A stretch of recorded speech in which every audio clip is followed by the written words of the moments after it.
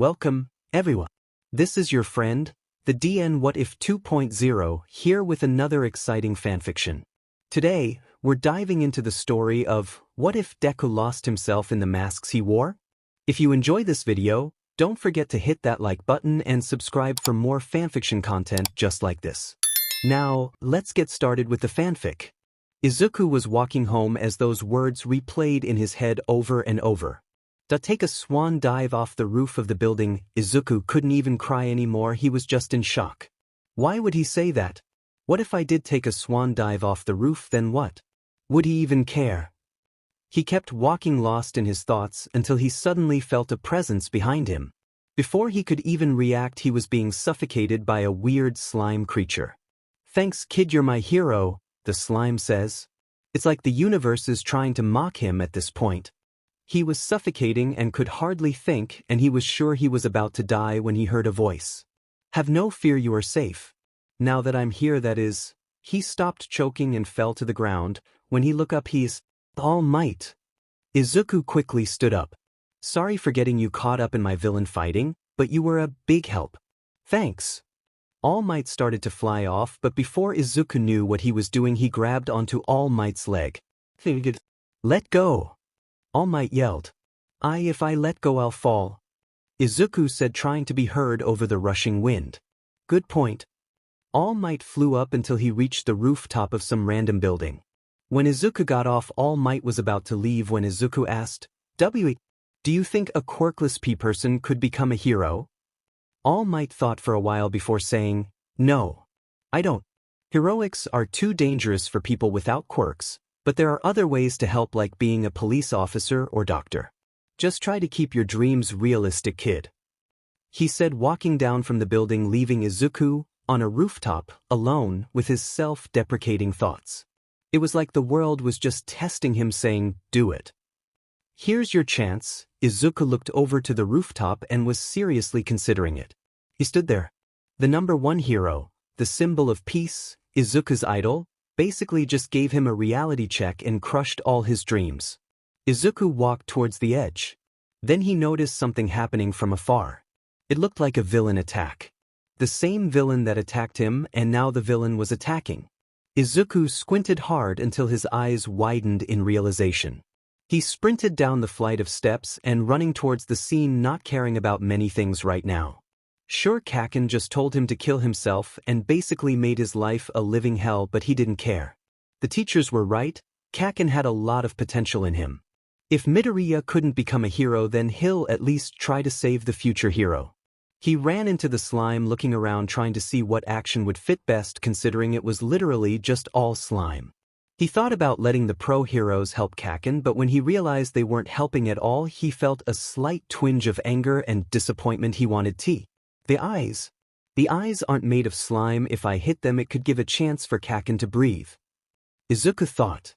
Without a moment of hesitation, he threw his backpack at the villain's eyes, and it worked. The villain faltered and let go of Bakugo, even if it was just for a moment. Then All Might finally showed up and finished off the villain. A little while after, Kaken yelled at Izuku and some pro heroes, scolding him for being reckless. A realization hit him. If I didn't hit the villain, Kaken would have died. And it would be the hero's fault. Izuku started to get angry at the thought of the pro heroes not being able to save Kaken if he wasn't there. "If you're done scolding me for doing your job for you when you obviously had no intention of doing it, then I'm going to be on my way now," Izuku said, cutting off their rant.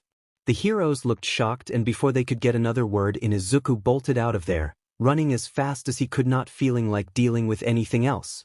When he opened the door, he was immediately tackled by his mom. "Izuku, my poor baby, I heard there was a villain attack. Are you okay? Are you hurt at all?" "I'm fine, Mom." Izuku forced a smile. "I'm just a bit stressed." Inko didn't look convinced but didn't press. "How about I make you some katsudon? And we can just settle down a bit." Midoriya let out a small genuine smile before saying, "Yeah, I think I would like that." After finishing his food, he took a breath and decided to ask his mom a question he's been wanting to ask all week. "Hey, Mom." His mother looked over from washing the dishes. "Is there something you need?" Yeah, actually I wanted to try out a sport maybe." Inko put down the dishes and walked up to Izuku while smiling. Of course, sweetie. What kind? I was thinking about parkour and maybe a self-defense class? Izuku hesitantly said, afraid of what his mom might think about it. He was about to start frantically making up an excuse on why, but his mom beat him to it. Izuku, you don't have to explain. If you want to go, you want to go, and I'll be here to support you. Inko smiled reassuringly. Now, you should get to bed so we can find some parkour classes tomorrow and figure out the self-defense stuff. Okay, Mom, I love you. Good night. Izuku yelled as he ran to his room, excited that she actually agreed. Considering he was expecting her to be disappointed, he still showed signs of wanting to be hero. But now he didn't want to be a hero necessarily, he just wanted to help people. I wonder if there's a word for that? Izuku said, pulling out his laptop. He started searching up illegal heroes, not really knowing what to put in the search bar. He kept scrolling past all the links talking about heroes who have done illegal stuff and stopped at a word called vigilantism. He clicked on the link and it explained it was a hero without a license, illegally using their quirk to help people. Well, technically I wouldn't be breaking the law considering I don't have a quirk, but you would probably be charged for assault, a strange random voice said. Not if they attacked me first, then it'll be seen as self-defense and I'll be saving someone. The other voice seemed satisfied with that answer as it became quiet. Now Izuku knew what direction he wanted to go to. Now the hard part. How the hell is he going to be strong enough to beat villains with quirks while he's quirkless?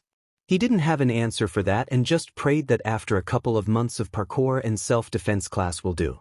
He knew it wouldn't, but right now he should probably go to bed considering 2:34 a.m. was flashing in red on his digital clock. Izuku sighed as he got in bed. I heard there was a beach. That's very dirty. Maybe I can start there. And with that thought, Izuku drifted into sleep. Izuku woke up a bit later than usual since his body was overwhelmed from the villain attack. He stayed in bed and just stared up at the ceiling until his mom bursted in his room saying, "Guess who just got you enrolled in a parkour class and self-defense class?" Izuku, still a bit tired, smiled and got up to hug his mom saying many, "Thank you, yes. Alright. So it says you're going to start next week. You have Monday and Wednesday to do parkour after school and Saturday and Sunday to do self-defense class starting at 1 p.m. Parkour should last for 45 minutes, 1 hour, and self-defense will last 1 hour or a little later. Now I have to leave for work, so call me if you have any questions, which I'm sure you do considering you're Izuku Midoriya." Izuku laughed at his mom's antics. "Okay, Mom. Have a good day at work. Bye, Zuzu." And with that he heard the front door shut. Izuku remembered about the beach that needs a major cleanup, but he didn't want to explore it right now since his limbs were a bit sore, so instead he resolved to his number one, probably, no scratch that, definitely illegal hobby, hacking. He didn't mean anything bad when he said hacking. He just meant being able to get on websites only underground heroes and a selected few mostly informers/vigilantes can get on. Okay, when he thought about it, it does sound kinda bad, but the website had lots of information he didn't know about and fights he can analyze. Also some missions he can try to solve, though he never posted any of his solutions, scared of what everyone's reaction will be. It wasn't new when a random person hacks into the website, but it still didn't clam his nerves. He looked around and saw the latest post from user 9274763. Did he mention all the users were random numbers and you can add nicknames people, because if he didn't now he did.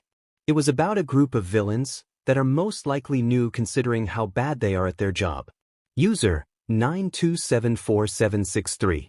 Does anyone have any information on this group, or can they try to figure out what their quirks are from this video?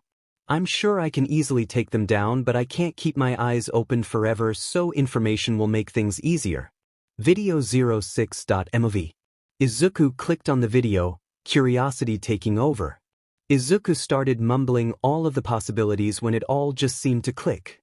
The guy that has a cap on. Something shoots out. Thin. Other guy. Back. Skin color. Oh, I got it. Izuku's hand hovered over his keyboard, wondering if he should say it.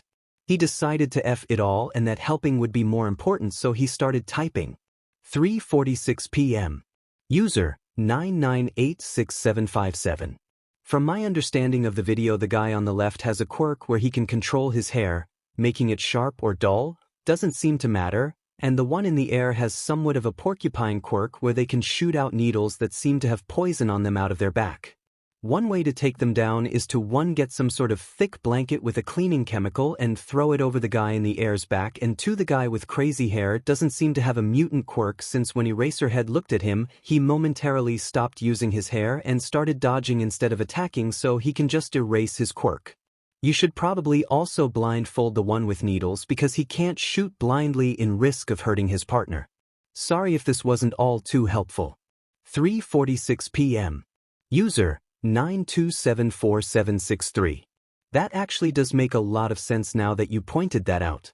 It was very helpful, and thank you for also adding a possible plan in your explanation. It will really help a lot. Also, are you new around here? I don't think I've ever seen your UID before. And if you are new, then what should I call you? I hope to work with you again in the future.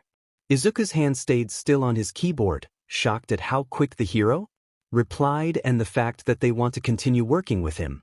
Izuku thought for a minute before typing. 3:48 p.m. User 9986757. I'm glad I can help. And I'm not exactly new here, I've just never really interacted before or posted anything until now, but you can call me Deku. Is there anything I can call you if we do talk again in the future? 3:49 p.m. User 9274763. User 9274763 changed user 9986757 to Deku. I see, that is a very interesting name choice. You can call me by my hero name Eraserhead. Yes, that is me in the video. Have a good day, I have some villains to catch. 3:49 p.m. Deku changed user 9274763 to Eraserhead. It's lovely working with a hero. Hope you catch those bad guys. Izuku was internally freaking out. Like literally. He wanted to scream and go feral. He had just helped out Eraserhead. He had found out about underground heroes not too long ago, and Eraserhead was most definitely his favorite by far. Ecchi. Stash. Izuku slapped himself. Okay, breathe Midoriya, breathe. He decided to go into the kitchen and look for snack to try and relieve some of his stress and excitement. He settled on just a cup of ramen since that's all he was willing to make currently. You know, I could basically graduate from junior high right now. Then I wouldn't have to deal with Kaken. Or anyone really. But if I do that, then what would I do? And mom's gonna worry over me not having a social life, as if I already had one in the first place. Izuku kept muttering and went into his room with his ramen. Oh, I know, if I want to challenge myself but don't want to graduate early, then I could just take those random tests that the principal from UDA kept sending out. I'll just enter my name as Deku, or something, then boom, they can't find my file. I wonder why barely anyone has done those random tests yet? I'll find out another day. I don't feel like taking the test today. Izuku continued muttering, eating ramen, and analyzing fight videos, but now not only with heroes but also with villain-on-villain fights. Those fights were always so brutal to look at, but they let him learn more. Maybe if I'm able to replicate those moves, I could be decent enough and get a head start in self-defense class and parkour class. Izuku pondered. Izuku woke up and looked over to his phone. Why does my body decide to wake up at 8 a.m.? Izuku said, still very tired. He got off from his bed and started stretching and yawned. He went down to the kitchen and got greeted by no one. Mom must have gone to work early today. He grabs a bowl and starts getting cereal. Maybe I'll go to the library, a little extra studying won't hurt. Besides, if I want to have a chance at high school quirkless, then I'll need to work harder or something like that. He mumbled under his breath, knowing full well that he could probably skip the first and second year of high school. After eating and brushing his teeth, he grabbed some money from his allowance in case he needed some and left the house to go to the library. When he reached the library, he just looked around trying to find random textbooks and skimmed through them looking for something new to learn. When he found a couple of books, he checked out and left the library. When he got back home, he placed all of the books down in his room and tried to remember what he wanted to do. I know I said I was going to do something today, but I totally forgot. Izuku groaned, trying to remember. He went out of his room to grab a cup of water and looked around. He looked at the TV his mom forgot to turn off, and on the TV was an ad playing for hero merch. He could hear the TV saying, "And All Might saves the day as always, now you can buy our new limited edition All Might hoodies." News is that All Might may or may not be teaching at UE. So if yo dash, oh, that's what I was going to do, Izuku said, rushing back to his bedroom and pulling out his laptop. He clicked open the link that led to Nedzu's, the principal's, famous test. Thought I have to put a name? Well, they don't make you put in a student ID, so I'll be good. How about I go by that? I used it with Eraserhead, so why not use it here? Izuku started the test, and boy, he understood why not many people took it now. It was very, very, very long, but he finished it in 4 hours with some water breaks in between. Izuku stretched his back in his chair he's been on all day and groaned. Sheesh, I basically wasted my whole morning with that test. I see why not many people take it now. It was definitely difficult but not impossible. The question honestly sometimes had me asking more questions, but hopefully I did okay. It doesn't really matter, it's not like it's my entrance exam. In the distance somewhere was a very interested UE principal, wondering who Deku was. Midoriya walked outside, deciding to head to the park for a walk. What he didn't know was that Katsuki was there. When Izuku saw him and his friends, he instantly regretted coming to the park, and he turned around and just decided to go back to his home and live a happy life. Is what he wished happened, but instead, "Hey what are you doing here?" "Oh, hi Kaken. I was just going for a walk," Izuku said, hoping he would just be left alone, but knew of course the universe had other plans. "What's wrong, nerd? Still hoping you'll be a hero?" As if.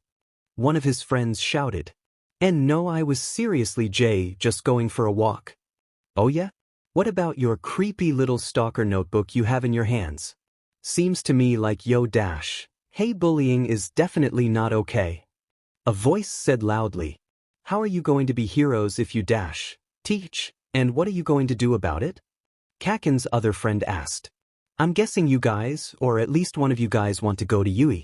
I'll simply give them your description and point you out in the exam because UE does not take kindly to bullying," the voice said, doing a chopping motion with his hands. Whatever guys, that extra isn't worth my time, let's go," Kaken said, for some reason backing down. When he and his friends left, the boy came towards Izuku and said, "Hello, my name is Tenya Ida. I'm sorry for those boys disrupting you," he said, holding out his hand. Izuku took it. "My name is Midoriya Izuku, nice to meet you. Thank you for helping me earlier." Izuku smiled. "It is quite all right, now I have to get going, maybe I'll see you later, Midoriya." And with that, Tenya was jogging off. Izuku sighed, thankful that Tenya saved him because he could see 100 outcomes of how that can escalate and none of them were good. Izuku continued his jog until it got dark. Once he got home, he decided that it would be good to get some extra practice before he went to his first days of parkour and self-defense class. So he resorted to his trustworthy friend, YouTube. He watched videos of fighting scenes, whether from heroes or villains, didn't matter to him, and tried to imitate them in his backyard. Once his mom came home, he decided to stop so he could eat dinner with her, and then he would try to get some sleep because he had school tomorrow. Every day this week was the same. He would go to school, go to the library, jog, and practiced fighting styles, over and over until it was the next week. "Alright Izuku, today is your first week of parkour and self-defense, and I just wanted to say that your self-defense teacher is kind of an old friend of mine. Her fighting style doesn't really seem to have a word for it. It's mostly just a bunch of different stances and punches thrown together, so be prepared for basically anything, okay? Also, when you get to parkour classes, be careful, okay? I don't want you splitting your head open," Inko said, ruffling her son's hair. "Okay, Mom." Izuku laughed and started to get ready for school. Once he ate his breakfast and grabbed his things, he went off to school, excited for his after-school classes he now has. If Kaken noticed him more happy today and running faster with extra stamina, he didn't say anything or acted any different to Izuku's dismay. After school was done, he rushed to the address his mom texted him, and when he got to the big building, he went inside. There were kids of all different ages and all different levels there, jumping and falling. He walked up to the table with a lady there and smiled. Hello, my name is Midoriya Izuku." The lady looked at him for a while before smiling. Oh Midoriya, I remember that last name. Your mother is a very nice lady. Hold on, let me find you really quick. When there. Your first class with Mrs. V starts in 15 minutes, so you can just wait over there and get changed into the clothes in your locker. Oh wait, silly me, she said and gave him a piece of paper. That's your locker number and combo. Don't lose it. Izuku started to try to find his locker, and once he found it he opened it and quickly changed into the clothes. Hello there. Are you Midoriya Izuku? My name is Mrs. V, so if you can just follow me over here that'll be great. Mrs. V said, walking away over to a group of 10 other kids all around his age. Alright kids, we'll start with warm-ups. Ito. Come help Midoriya with the warm-ups, will ya? The kid named Ito nodded and made his way over to Midoriya. He looked around 14, or after parkour he was so sore when he got to his bed he just collapsed and could barely get up. Mrs. V made him start with parkour right away with the class while also teaching him how to fall. And boy, he was lucky she did, because he was falling a lot.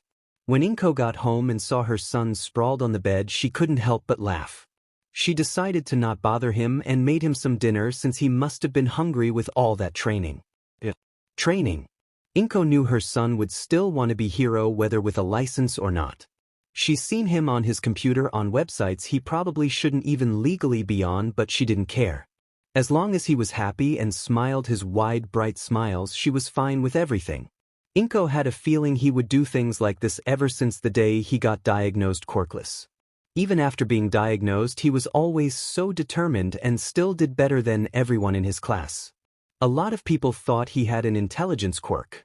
The days had gone decently fast because of parkour classes, and now it was finally Saturday, the start of his self-defense class. Before he went to class, Eraserhead had sent a hero his UID so Izuku could help them. It wasn't a hard mission, actually it was quite simple. Turned out one of the villains were deaf and had to rely on his partner who had a telekinesis quirk, so simple solution was to find a way to knock down his partner first.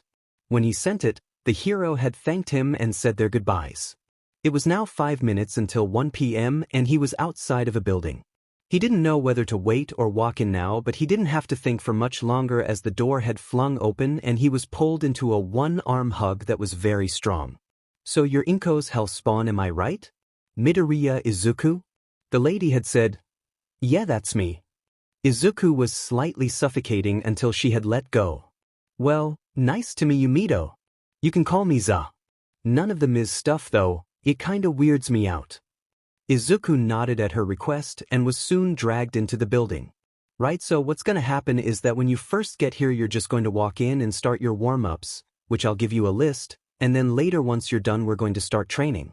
Everyday training will get harder and harder as you progress and get better and better. You'll have a 15-minute break after 30 minutes of class. You can spend this time doing more warm-ups or whatever you want to do. Although there aren't many people here, there still are some people here, so if I'm busy, wait till I'm done. That being said, feel free to ask me any questions you have if you're struggling or just curious. I don't bite. She said with a crooked smile the whole time. She started explain my warm-up for today, since although she wanted to get started on the hard part of training right away, she also didn't want Izuku to flop dead on the floor. Once he got out, he was sure he was about to die and had a lot of bruises, but he still trudged his way towards the beach since he promised himself he'll at least check it out. Once he got there, he scanned the area and looked at the mess. While I'm cleaning, I could also practice my parkour and self-defense techniques here. They have a lot of stuff to jump around on. Is that a car? Midoriya continued to look around the place and started off picking up small pieces of trash and basically anything he can manage to lift with his sore noodle arms. After a while he looked around and realized he would need a lot more strength to actually get this beach fully cleaned, but it's alright, he'll manage. When he got home he decided to skip his daily YouTube videos of fighting techniques since he just cleaned up part of the beach and was immensely sore. Hopefully my stamina will increase. Then maybe I can go to parkour and self-defense class, clean the beach, and learn some things on YouTube all at the same time. Hey mom. Izuku smiled. Hey sweetie, how was you class today? Za didn't bruise you up too much, did she? Inko asked, getting dinner ready. No, it was pretty good. I just took the long way home because I wanted to look at something. Izuku said, heading towards the shower. Good, be quick with your shower. I'm almost done with dinner and I don't want it to get cold. All right, Mom. Izuku yelled from the bathroom. Soon you could hear the shower turn on and the sizzling of oil as Inko makes dinner. For the next few months of school, Izuku was training long and hard, passing out numerous times while still trying his best to help people with random fights. His mom was worried, but she didn't stop him because he never looked so happy ever since the day he found out he was quirkless, so instead she makes sure he takes proper care of himself every day. Izuku had finished cleaning almost half of the beach already, and right now he was just sitting on an old refrigerator, staring at his blistered hands. I really hope I'm ready for this, he says out loud to himself. He grabbed his backpack and jumped off the fridge and starts heading towards his home. Once he arrived, he was greeted with a warm smell of many variations of food. Mom? Is something special happening today? Izuku said while opening the door. There on the table was a small cake with other different types of food.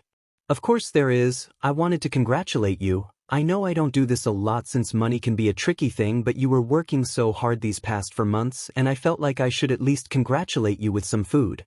Inko smiled. Do you have any friends you want to invite? If not, then it's alright. I already invited 3 people, one of them in your self-defense teacher Za.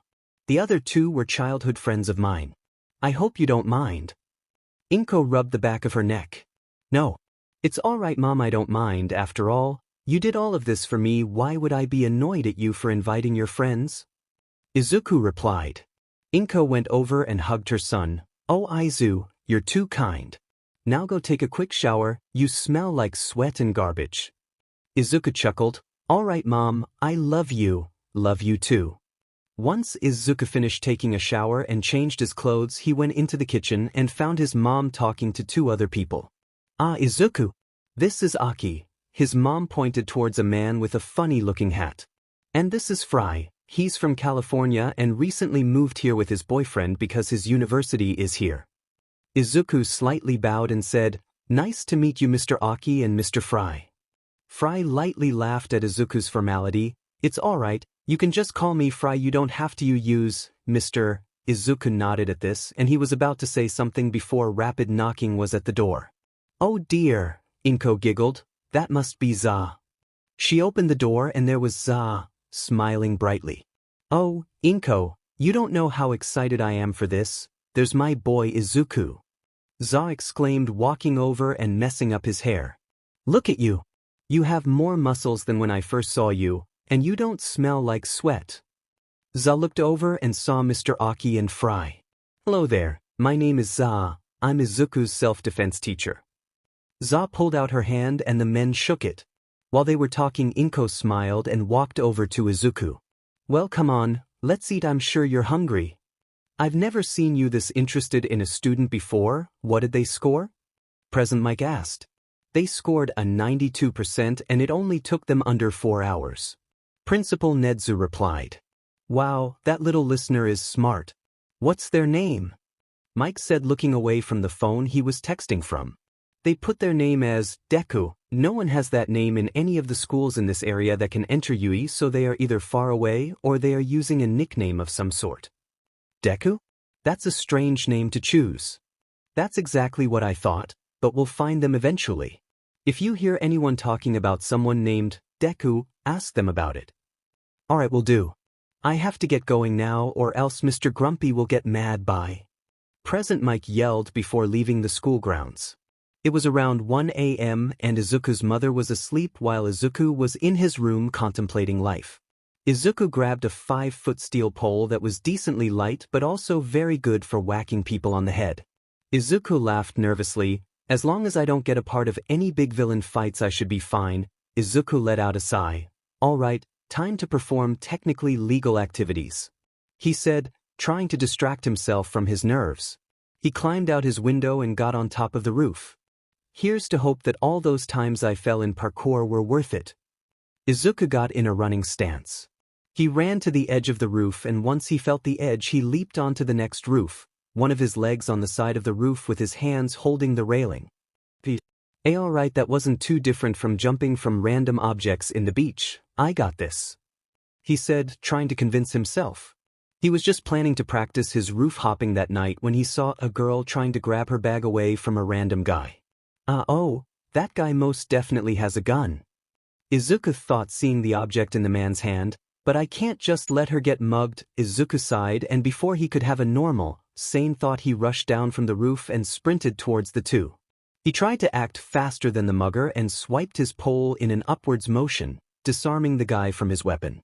What's this? A child trying to play hero? Beat it, kid. The man said, pulling out another gun from his pocket. Izuku stayed silent and focused on the girl instead. Call the cops and try to stay safe, he whispered in her ear. She nodded and backed off, pulling her phone out.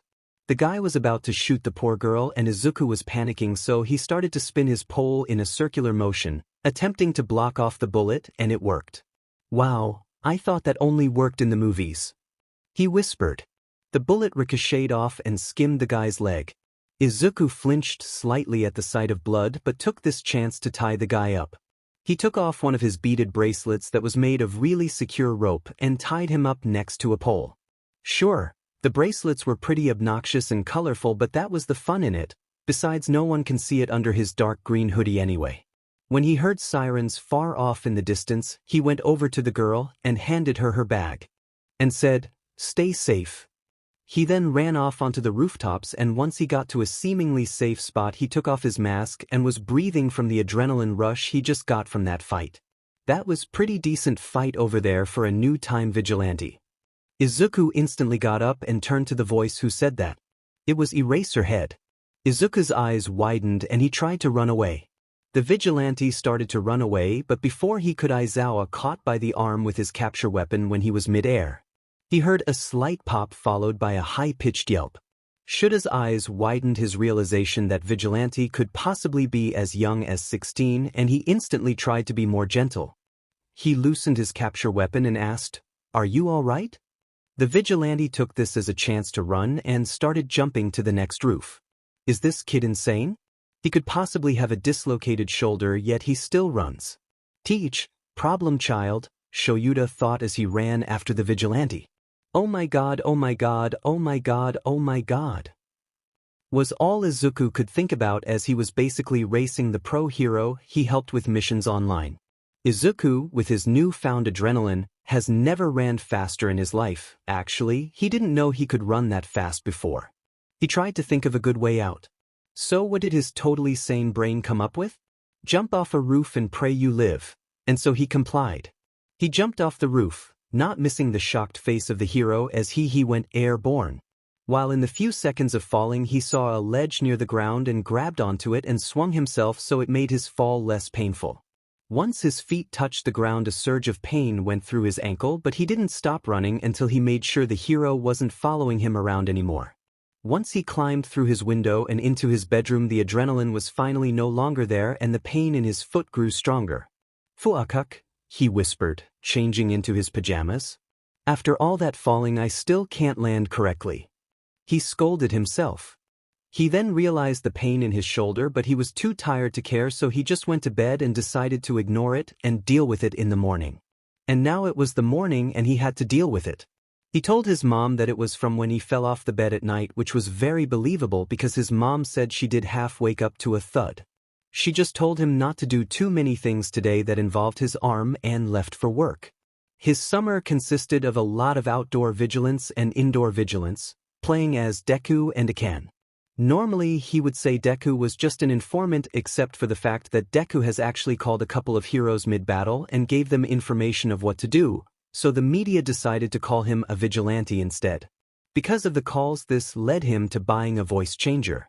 He studied a lot in his breaks and spare time, but even he was running out of things to learn, so his mother suggested opening up a coffee shop since she now has less days of work because of the summer.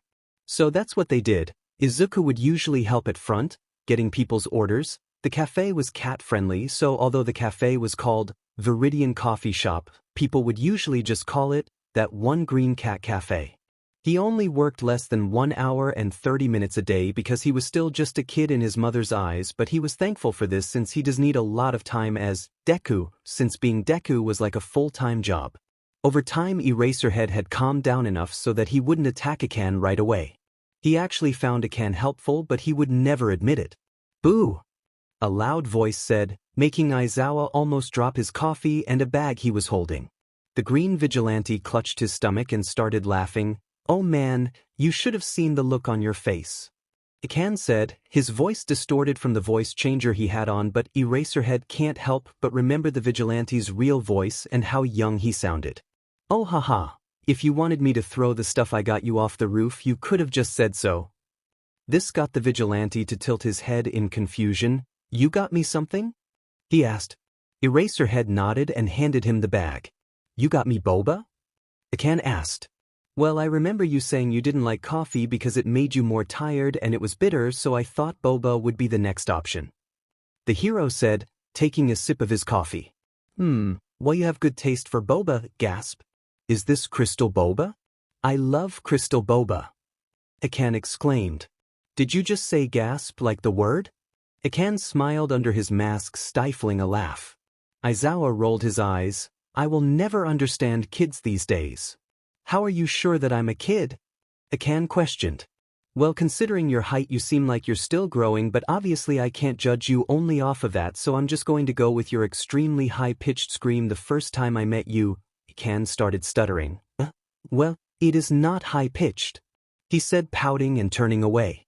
"Oh, and that fact that you act like a 5-year-old." Ikan started muttering angrily about how he was going to steal all of Eraserhead's coffee the next time he comes. Eraser looked at his watch and said, "All right, kid, I need to get going now before my roommate gets angry for me going out past my patrol time." Ikan gasped dramatically. "The emo Eraserhead has a husband?" "Yeah, no, not dealing with this, see ya later, kid." And with that, Eraserhead ran home while Ikan was plotting something. "All right, Izuku, you have everything right?" Inko asked again for the 5th time. "Yes, Mom, you already asked this 1,000 times. Midoriya whined. I know, I just want you to do your best on the exam, okay?" Inko said, ruffling her son's hair. "All right, Mom, bye." "Love you," Midoriya said as he ran out the door.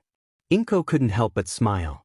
Midoriya was now walking towards the entrance exam when he saw a boy looking kind of nervous. He didn't know if he should talk to him or not, but before he could decide, the boy had saw him first and asked, "Hey, are you taking the hero course?" No," Izuku said, surprised. "Oh darn, I don't know what to expect or what to do, I'm so screwed," the boy said frantically. "Well, I think you should do what you think is right as a future hero no matter the situation, since this is a hero exam. Sorry if that's not much help," Midoriya said. The boy thought about it for a while before smiling. He sighed. "Thanks, that helped me feel a bit better. My name is Kirishima Ijiro. And my name is Midoriya Izuku. Nice to meet you," Izuku said. "I hope you do well on your exam," Kirishima exclaimed, walking away to his exam. "Oh, you too," Izuku responded. Izuku continued his way to the classroom where they'll be taking the test. Izuku didn't fully know what to expect, but he was thinking it would be somewhat like the test the principal had up online, but actually it was quite easy. With how fast he was answering the questions, he started to doubt himself because he was going a bit too fast. He made sure to skim through and double and triple check all of them, but he didn't end up changing much besides 10 questions. Sheesh, I'm either some sort of genius or I totally just flunked this test, Izuku thought. Knowing my luck, I probably flunked it, but I might as well turn it in now or never. And with that, Izuku got out of his chair and handed in the test. He was the first one out, so he just kind of awkwardly sat there in silence, surrounded by his own self-deprecating thoughts and doubts. "Hey!" Izuku flinched at the sudden noise. "Aren't you supposed to be taking the exam?" one of the teachers at UE asked. "Oh, I already finished the exam," Izuku said. The teacher looked at him surprised, then smiled. I see, my bad, have a good day. I hope to see you in the student list." The teacher walked away. After a while of sitting there, another student finally finished their exam from a different classroom. He had purple hair and looked like he hadn't slept in years. He looked at Midoriya and said, "So, do you know what we're supposed to do?" "We're just supposed to wait here until the rest of the students are finished," Izuku replied. "Oh, well, my name is Shinso Hitoshi," Shinso said, sitting next to Izuku. "My name is Midoriya Izuku," Izuku said, holding out his hand. Hitoshi accepted and shook it. After a couple minutes of sitting in silence, Midoriya finally broke it. So, what's your quirk? He asked. Hitoshi dreaded the moment because he knew it was coming. Oh, it's a brainwashing quirk. There was the silence he expected. Next he was sure that Midoriya Wow, that's so cool. How does it work? Do you simply look at them? Or do you need to touch them? How far can you go when controlling them? Like, can you make them do things they didn't know how to do? Can you control their quirks? Midoriya kept asking more and more questions, leaving Shinso wide-eyed. He did not expect this reaction. Midoriya thought his quirk was cool and not villainous. Sorry. I was rambling again, wasn't I? I just get excited when quirks are mentioned. Izuku said, rubbing his neck. Oh no, it's okay, I just wasn't expecting that is all. I was expecting you to say something about it being villainous. Izuku's eyes narrowed. Do you want to be a villain? He asked. Shinso shook his head no.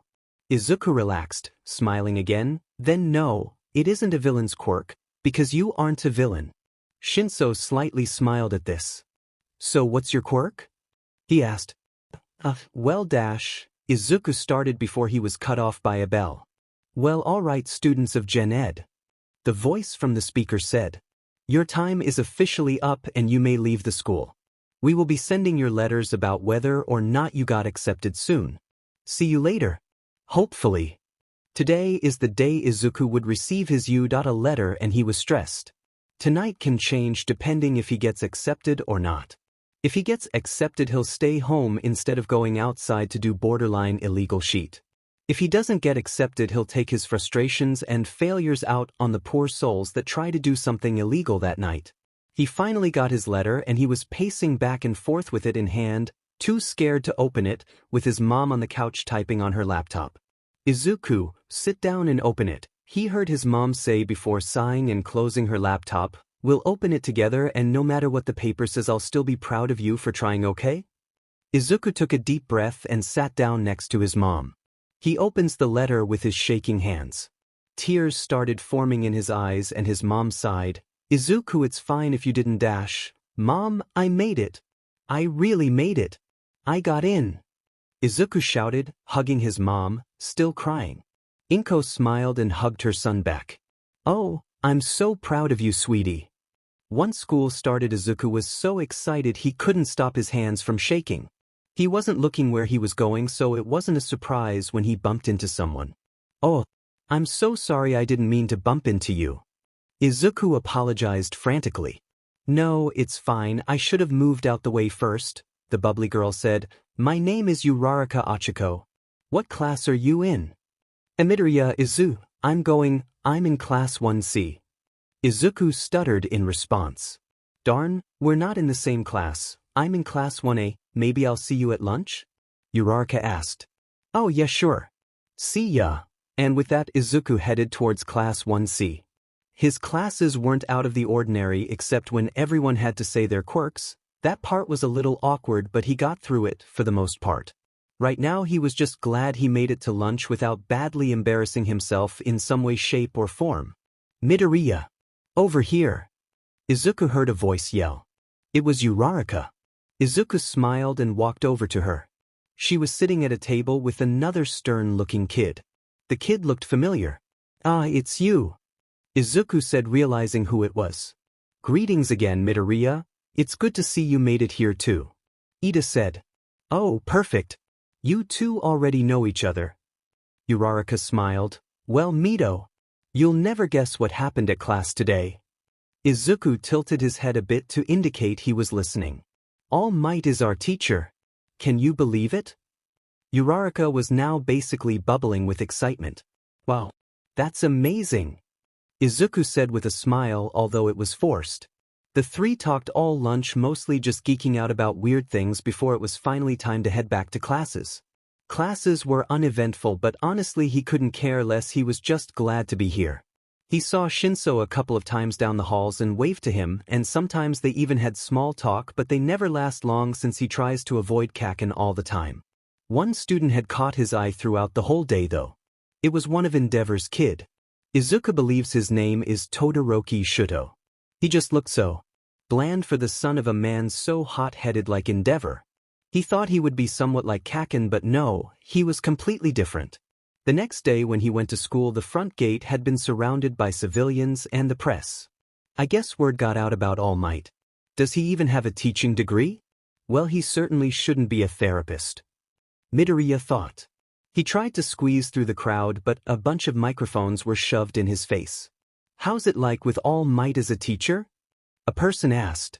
I'm in general studies, so I don't really can dash. Once the words left his mouth, the lady rolled her eyes and shoved him away, trying to get to other students. Izuku took this opportunity and sprinted as fast as he could into the school. Once he got in, he finally stopped and leaned on the wall, sighing. Huh, you got caught in the press, huh? Shinso said, walking up to him. Yeah, wait, how'd you get out so fast? Midoriya asked. I just came here early, duh. At these words, Midoriya groaned. Ugh, lucky, I should have listened when my mom told me to wake up early. Shinso laughed at this. How dare you laugh at my pain? Izuku said, dramatically clutching his chest. This made Shinso laugh even harder. Okay, Drama King, let's head to class already. Izuku nodded and followed Shinso's lead until they had to separate ways. He waved Shinso goodbye and went towards his classroom. Classes quickly went by and he was back at lunch with his friends with the addition of Shinso. Hey guys. This is my friend Shinso. He's from class 1B. Izuku said, smiling. Ida Tenya, pleasure to meet you. Hello. My name is Uraraka. Izuku told me a little bit about you, so it's nice to meet you. Shinso just smiled and waved at this. They all sat down and ate lunch until the alarms went off. Someone broke into the school. A random student yelled. Everyone was rushing and running towards the exit. The four followed in pursuit. Hey, Uraraka? Izuku asked. Yes, what is it? Do you mind making yourself float to see what's happening? Oh, good idea, Mido. Uraraka pressed her fingers together and started floating. Oh, it's just the press, Uraraka said. But how are we going to get the other students to realize that? Midoriya looked at Ida. All right, I can handle this. Ida responded. Ida ran up and stood on top of the door and started yelling, saying it's just the press and everyone needs to calm down, ECT. Once everyone calmed down, Midoriya went over to Ida and said, Great job out there.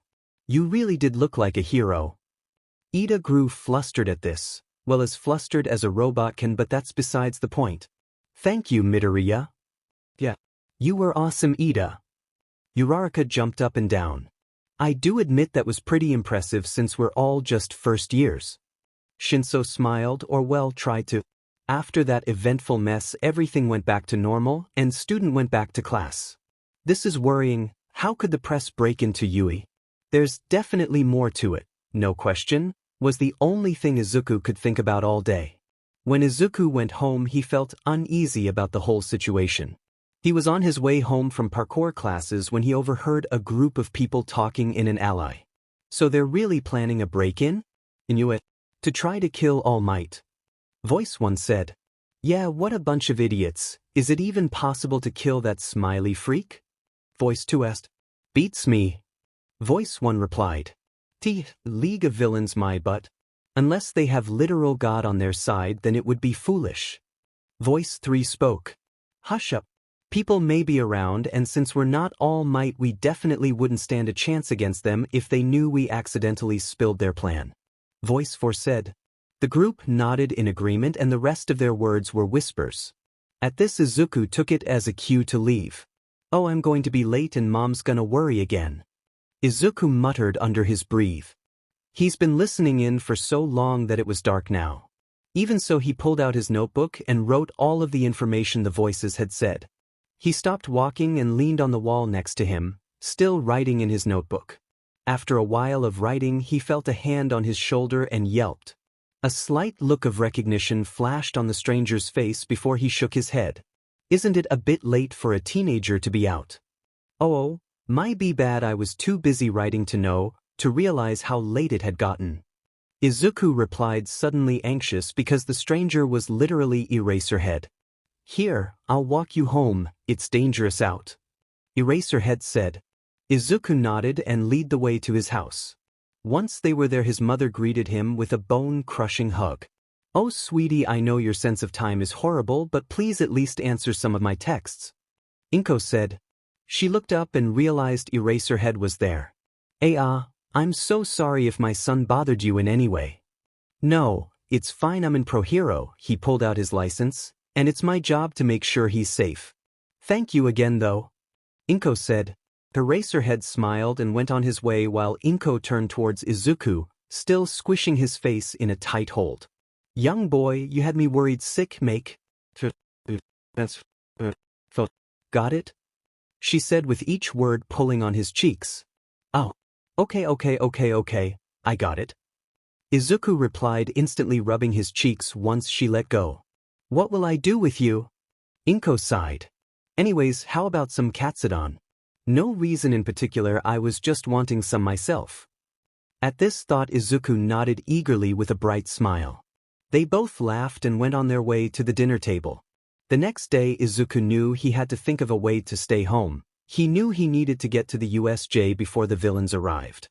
Izuku groaned and put his hands over his face. "How the hell am I gonna do this?" he thought to himself. He walked towards his mom's room where she was getting ready for work. "Hey mom, I know the school year just started and all, but I have a really bad stomach ache, probably from something I ate last night when I was outside. Is it okay if I stay home today?" Izuku asked, praying that it works. Inko sent him a concerned glance before sighing. "All right, if it gets really bad call me and we'll go to the doctor, okay?" Izuku smiled widely. "Okay. Thanks mom." Inko sent a smile back. "No problem sweetie, now go back to bed before your stomach ache gets worse." Izuku nodded vigorously before speed walking back to his room. Once Izuku heard the door click, indicating his mom had left for work, he quickly got his vigilante supplies ready and opened his laptop. After a while of scrolling, he found Eraserhead's contact and started typing. 7:20 a.m. Sorry, I'm aware you have classes today and a field trip happening. Please don't ask how I know that, but I have some important warnings and red flags. Please do note I have no concrete evidence of any of the things that I say besides me eavesdropping in person. There is a chance that there will be an attack in the USJ, including a group of villains who call themselves the League of Villains, or the LOV. They plan on attempting to kill All Might, but considering they're villains, they wouldn't mind hurting your students. I know there isn't much you can do, but at least be ready for anything. The chance of this being real are low since I didn't hear it from the LOV themselves, but a chance is still chance, and I wouldn't want you or your students to risk to getting badly injured. I'll try to find out more about the LOV right now. Sorry again in advance for sending this to you so early in the morning. 7:22. Eraserhead. Although I am still worried about how you know about my schedule, I won't push it. Thank you for sending me this information. I will warn All Might and everyone attending the USJ to be on their guard. Also, how did you happen to eavesdrop? Do you do vigilante work? 7:22. I don't do vigilante work. I happened to be passing by and the group weren't exactly being very quiet. I am strictly only an informant and analyzer. 7:23. Eraserhead. Okay. Just checking because your typing style reminds me of a way a local vigilante talks. But then again, I shouldn't judge based off of that since typing style can be very different from how most people interact. Izuku was sweating even if it was chilly in his room. I'm so stupid. Why was I getting so careless with my personality? At this rate he'll figure out and connect the dots. Izuku screamed in his mind. He sighed and looked at the time. He got in his vigilante outfit and quickly hacked into UDA's camera system to disable a few cameras just to find that all the cameras and communication systems were turned off. Oh, that's not good, he thought. Maybe I could use the website on my phone. Or is that too risky? Who cares? Izuku says, pulling out his phone. 7:46. Important news. The cameras in U.A are all disabled and it was not by me. Please stay aware of your surroundings at all times. The chances of them attacking All Might will go up. Please tell All Might to postpone coming to the USJ for a bit, because I have a feeling that they aren't just cocky and they genuinely have a plan to kill him. Please stay safe. I'm very sorry for my grammar mistakes and everything else. I am currently on the move right now and it's hard to type with one hand. 747. Racerhead. Thank you for the warning, but I'm worried about why you hacked into the U.A system, but we'll talk about that later. I'll tell All Might to arrive a bit late. Also, you saying you aren't a vigilante while hacking into U.A camera system and saying, I am currently on the move right now, is not very reassuring or logical. Yes, this is me saying I'm very suspicious of you right now. Izuku almost face-palmed himself when he realized he basically just told Eraserhead, hey, I'm a liar and a vigilante LOL loser. Izuku quickly put his phone in his pocket and kept sprinting towards UA. The bus had just arrived and students from 1A were going in. He waits until the bus starts moving and then chases it from above on the rooftops, making sure to avoid being seen. Then Izuku realized something and quickly pulled out his phone again. Everyone. Speaking on the topic of vigilantes, I sent a text regarding the situation to a couple of trusted vigilantes, so don't be surprised if a couple of them show up, but also don't be surprised if none of them show up. Izuku quickly put his phone in his pockets again and sighed. Having multiple identities is hard. Izuku mumbled. His parkour classes were really paying off and he had a lot more stamina than he did in junior high, thank God. After a while of sprinting, he climbed on top of the USJ building, finding a good hiding spot that's also perfect for smashing a window and jumping in to help anyone. After a while of just sitting there, he saw something that he could only guess was a portal. Huh, a portal quirk? This could be tricky, hopefully it has a cool-down time. He thought to himself. He saw Kirishima point towards it and say something. Aizawa got in a defensive position and started shouting, most likely telling them to stay back and those are villains, something along those lines. Teach, I should really invest in some ultra-hearing headphones or something. Izuku paused his thought for a moment before smiling. Friggin' ultra-hearing headphones. Why didn't I think of that? Oh wait, I did. He shook his head and focused on the scene in front of him just in time to see everyone get teleported into different places. Izuku started sprinting across the roof and found the nearest person before jumping in by breaking a window. He jumped on a slowly sinking ship next to a frog-like girl. Mineta does not exist here. The frog-like girl got in a defensive position, making Izuku put his hands up. Hey, calm down, I'm here to help. He said, surprising himself since he forgot he had his voice changer on. Why should I trust you? Ribbit. She responded, glaring at him suspiciously. Wow. She really just said ribbit. Well, you don't really have much of a choice since we're surrounded by hostile villains. Izuku said. She sighed in defeat, urging him to continue. What's your quirk? Izuku asked, although he already had a guess of what it was. It's frog. It basically gives me most abilities a frog has. Izuku nodded as a sign he heard her. The villains probably don't know about your quirk yet, so they're playing safe until the ship fully submerges. She nodded in response. Okay, so what's going to happen is I'm going to throw a few small explosives and then a big one into the water, which should hopefully create a large enough dent in the water to viscously create a whirlpool effect of some sort. Once that happens, do you think you can figure out a way to get the both of us out fast enough? Izuku asked. I can use my tongue to lift me somewhere high first and then grab hold of you, is that okay? She replied. Izuku nodded. There aren't many high places here, but, Izuku said before digging into his bag and pulling out a weird fabric. This is fireproof fabric that's extremely sturdy. Don't ask how because I don't know either. Once I do the big explosion, it should make us airborne. Once that happens, we hold on to each other and find a place to land away from here. I know it sounds risky since you don't know me and all, but please, I'll do it. The girl interrupted him. Izuku smiled, though it was hidden under his mask. Izuku got the explosives ready and started to throw them at the villains. The villains backed away from them, but some still got caught in the explosives. Izuku then uses the railings to give himself a boost, the frog girl doing the same, and he threw the explosive down and came the blast. The blast lifted them extremely high and the frog girl grabbed onto him with wide eyes, suddenly realizing something. You didn't have any fireproof things, are you okay? She asked. Well, besides from my slightly burnt clothes, I'm pretty much used to getting explosives blown up right in front of me, so I'll be fine. Izuku said. The girl didn't look comforted by that but looked forward anyway to make sure she landed in the right spot. Once they landed, they found Eraserhead/Aizawa fighting a guy that has way too many hands for his own sake. Izuku ran up to them, seeing as Eraserhead was slightly worn out. "Kan, what are you doing here?" Eraserhead shouted with wide eyes. "What? Did you not receive the text from Deku?" Kan shouted back. While they were shouting, the guy with a bunch of hands on his face started giving orders to a weird thing he called Nomu, and started shouting about how they were cheating or something. Kan was forcefully pushed back by the Nomu, and when he said forcefully, he meant full-on punched in the gut. "And here I thought this would be easier. I guess nothing ever goes my way." Izuku quickly got back up and started sprinting and jumping up and down, and he started yelling, trying to distract Handman and the Nomu.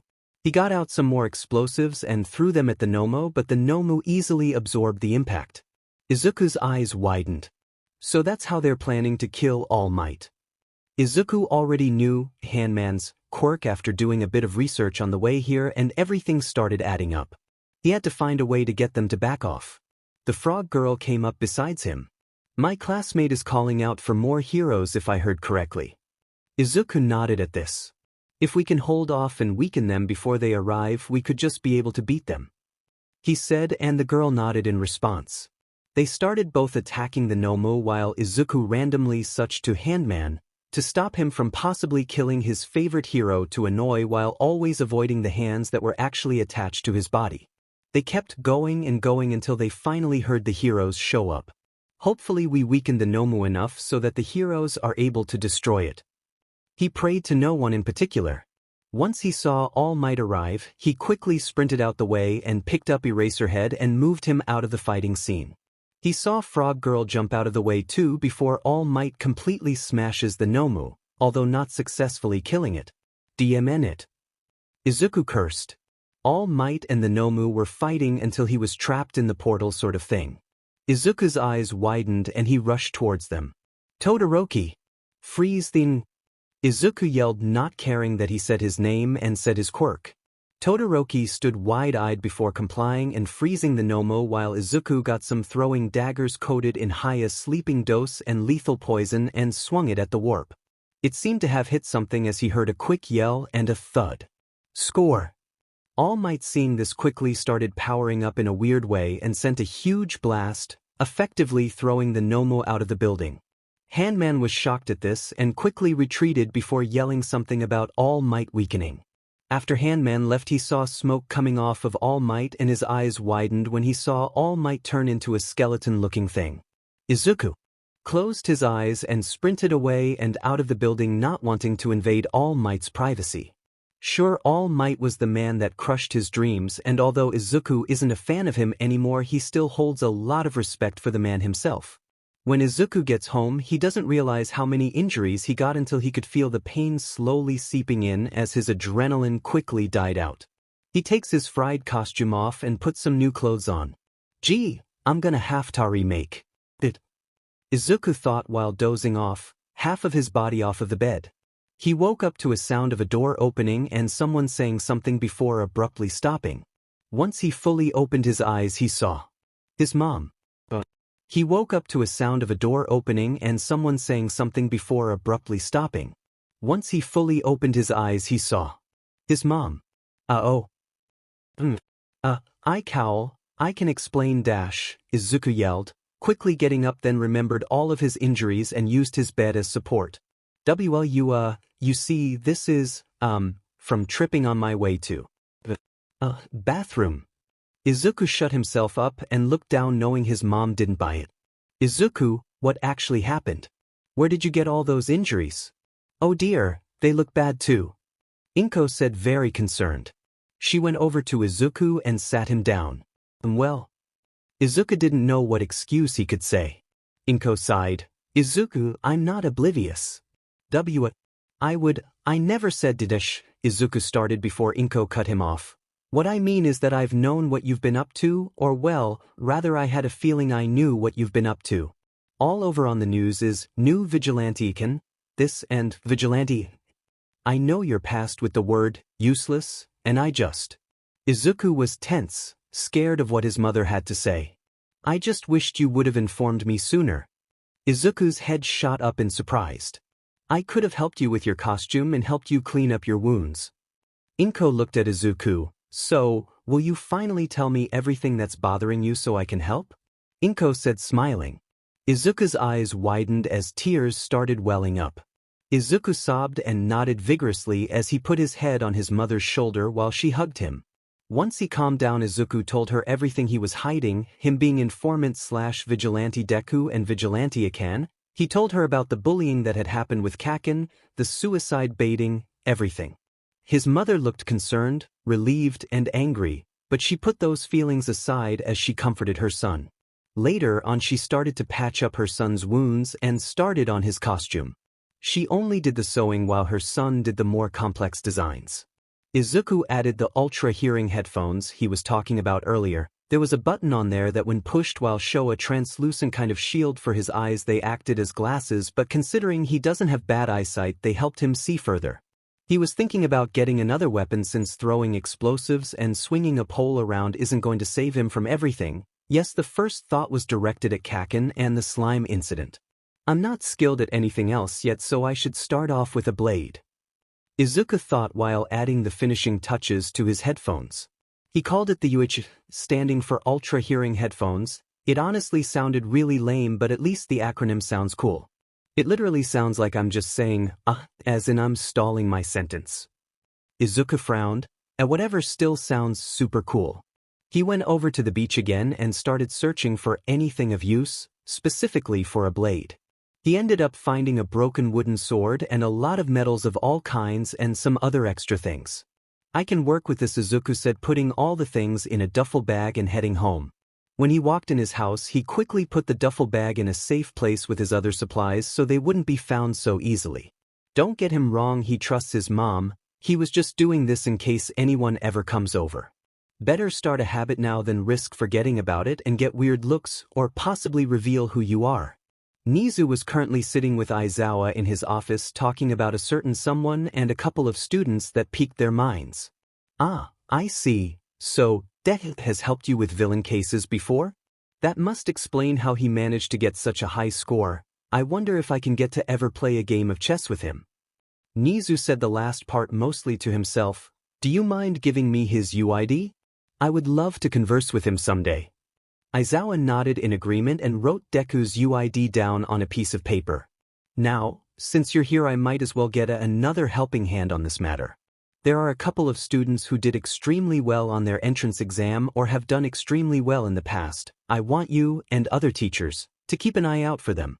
You can choose yours, although there are only 2 students left, he said, turning his laptop to face the pro hero, showing a blonde kid in Class 1B and a Viridian-haired boy in Gen Ed. The blonde one is Monoma Nito. He definitely has a big personality. His compatibility with other students, especially from 1A, aren't the highest. His quirk is copy. He can copy the quirk of other people with physical contact. This one is Midoriya Izuku. He's definitely more shy and reserved but seems to be decently well with anyone that strikes up a conversation first. He is quirkless but still scored one of the highest on the written portion of the entrance exam while being the first to be done. Whoever you don't choose, Hizashi will take on the role of watching over them. You'll be observing them whenever you see them on your breaks and especially lunch. Whether or not you seek them out first is completely up to you. Nizu finished, still smiling. Aizawa sat in there and looked at the two. While it would be easier to look over Monoma since he has a higher chance of seeing him, Midoriya still caught his attention considering he had bumped into the boy late at night before. I'll mainly watch over Monoma since Hizashi sees Midoriya more, but I actually plan on watching both if that's okay with you since Midoriya is an interesting problem child to say the least. Aizawa's response made Nizu smile wider. I knew you would say that. Thank you for helping out. I will be emailing Hizashi to watch over Midoriya. Oh, if you're curious, on the day you were attacked, Mrs. Midoriya actually called in sick for Midoriya Izuku. Just thought that was important. Aizawa's eyes widened at this. He nodded and took his leave. After an uneventful week of school, besides everyone talking about the sports festival and his English teacher weirdly staring at him more often, he was off at the beach again, cleaning and collecting things. Hello. He yelped at this sudden loud voice. Haha, sorry, didn't mean to scare you there. I'm Hatsume May. I'm in the support course in U.A. She said enthusiastically. Oh, I'm Midoriya Izuku, I'm in Gen Ed. All of a sudden she leans in only inches away from Izuku, making him back up. Are you sure? I've seen you around here before and your builds are amazing. Almost comparable to my babies. Why your babies? Izuku said to still hopelessly backing up against a broken fridge. Yeah. And my babies are totally awesome too. I don't have any big ones on me but check this one out, she says, finally backing away and taking off her backpack and pointing to. This is called the hydraulic bracer. It can detect any sort of danger coming and makes you dodge the attack. Cool, right? Izuku nodded. That's actually really useful in many situations. Izuku was about to ask a lot of questions but stopped himself. So what's up with your headphones? Are they just normal ones? She asked, inching closer again. Oh, they help me improve my hearing. I'm not hard of hearing or anything. I just thought this would help at night in case anyone tries to sneak up. He said, trying not to stutter. Hatsume seemed to beam brighter than the streetlights. You better hope you have some more ideas like that because now we're going to become support buddies whether you're in the support group or not. Izuku and Hatsume spent the rest of the afternoon geeking out about different ideas they could possibly make before it got dark and each had to go home. Izuku was currently patrolling around the sketchier parts of town. Even so, he seems to have more of a bounce in his steps, well, more than usual. He just felt happier now that he had made a couple of friends and even managed to save Eraserhead. Knowing Eraser, he's probably already back up on his feet, although probably not ready to patrol yet. Even so, Izuku couldn't help but feel weird since he's always had Eraser chase him around every patrol. It also didn't benefit Izuku because he was able to test his skills and see how fast he could run and jump when Eraser was present. He heard distant yelling and started running to the noise. A gang fight. Izuku thought as he adjusted his voice changer and grabbed his pole out of his belt holder, which was newly added by his mom, and quickly whacked the buffest man right in the gut. Now, settle down boys, what's with the temper tantrums? Ikan? Or Izuku? Asked in a doting voice. Oi WhatIf dash. You better get out of here, brat, before I kick your teeth in and make you regret that. All four men got in a readied stance, but before any of them could move Izuku had already managed to strike two in the temple, effectively knocking them out. Shouldn't talk back to your mother, you know? Ken mocked. Teach, why you little b-a-dash? A lanky guy started to say before Ikan also knocked him out. A knife whizzed past Ikan, cutting his mask, then disappeared. Weapon summoning quirk? Wonder how many he can summon. Izuku thought before saying, using quirks without a license is illegal, you know? He knew he had to make this quick before he could possibly get maimed, so in a split second after he said that he was already running and hitting the guy in the jaw. He got out his obnoxiously brightly colored restraints and strapped all the guys up. He looked down at his watch, also suggested by Inko, and saw it was around 2. I should head back now. He mumbled, then looked down at the limp men. Eraser is usually here to call the police for me. Izuku rolled his eyes and dials in the number for the one and only Tsukachi Naomasa. He might have stolen the number from Eraser's phones, but those are just extra details. Hello? The voice asked. Hey, Tsukachi, just your all-time, lovable, Vigilante Ikan here, send you some random street fighters. Already sent you the location too. Aren't I so generous? Ikan could basically sense him getting up and on the defense. How did you get my phone number? He says, probably already sending cops to mostly try to catch Ikan. Ikan just laughed in response and hung up. He started sprinting away from the scene to, I don't know, avoid getting caught? Once he made it back, he saw a cup of noodles placed on the kitchen table. He walked over while smiling. Mom must be really worried, huh?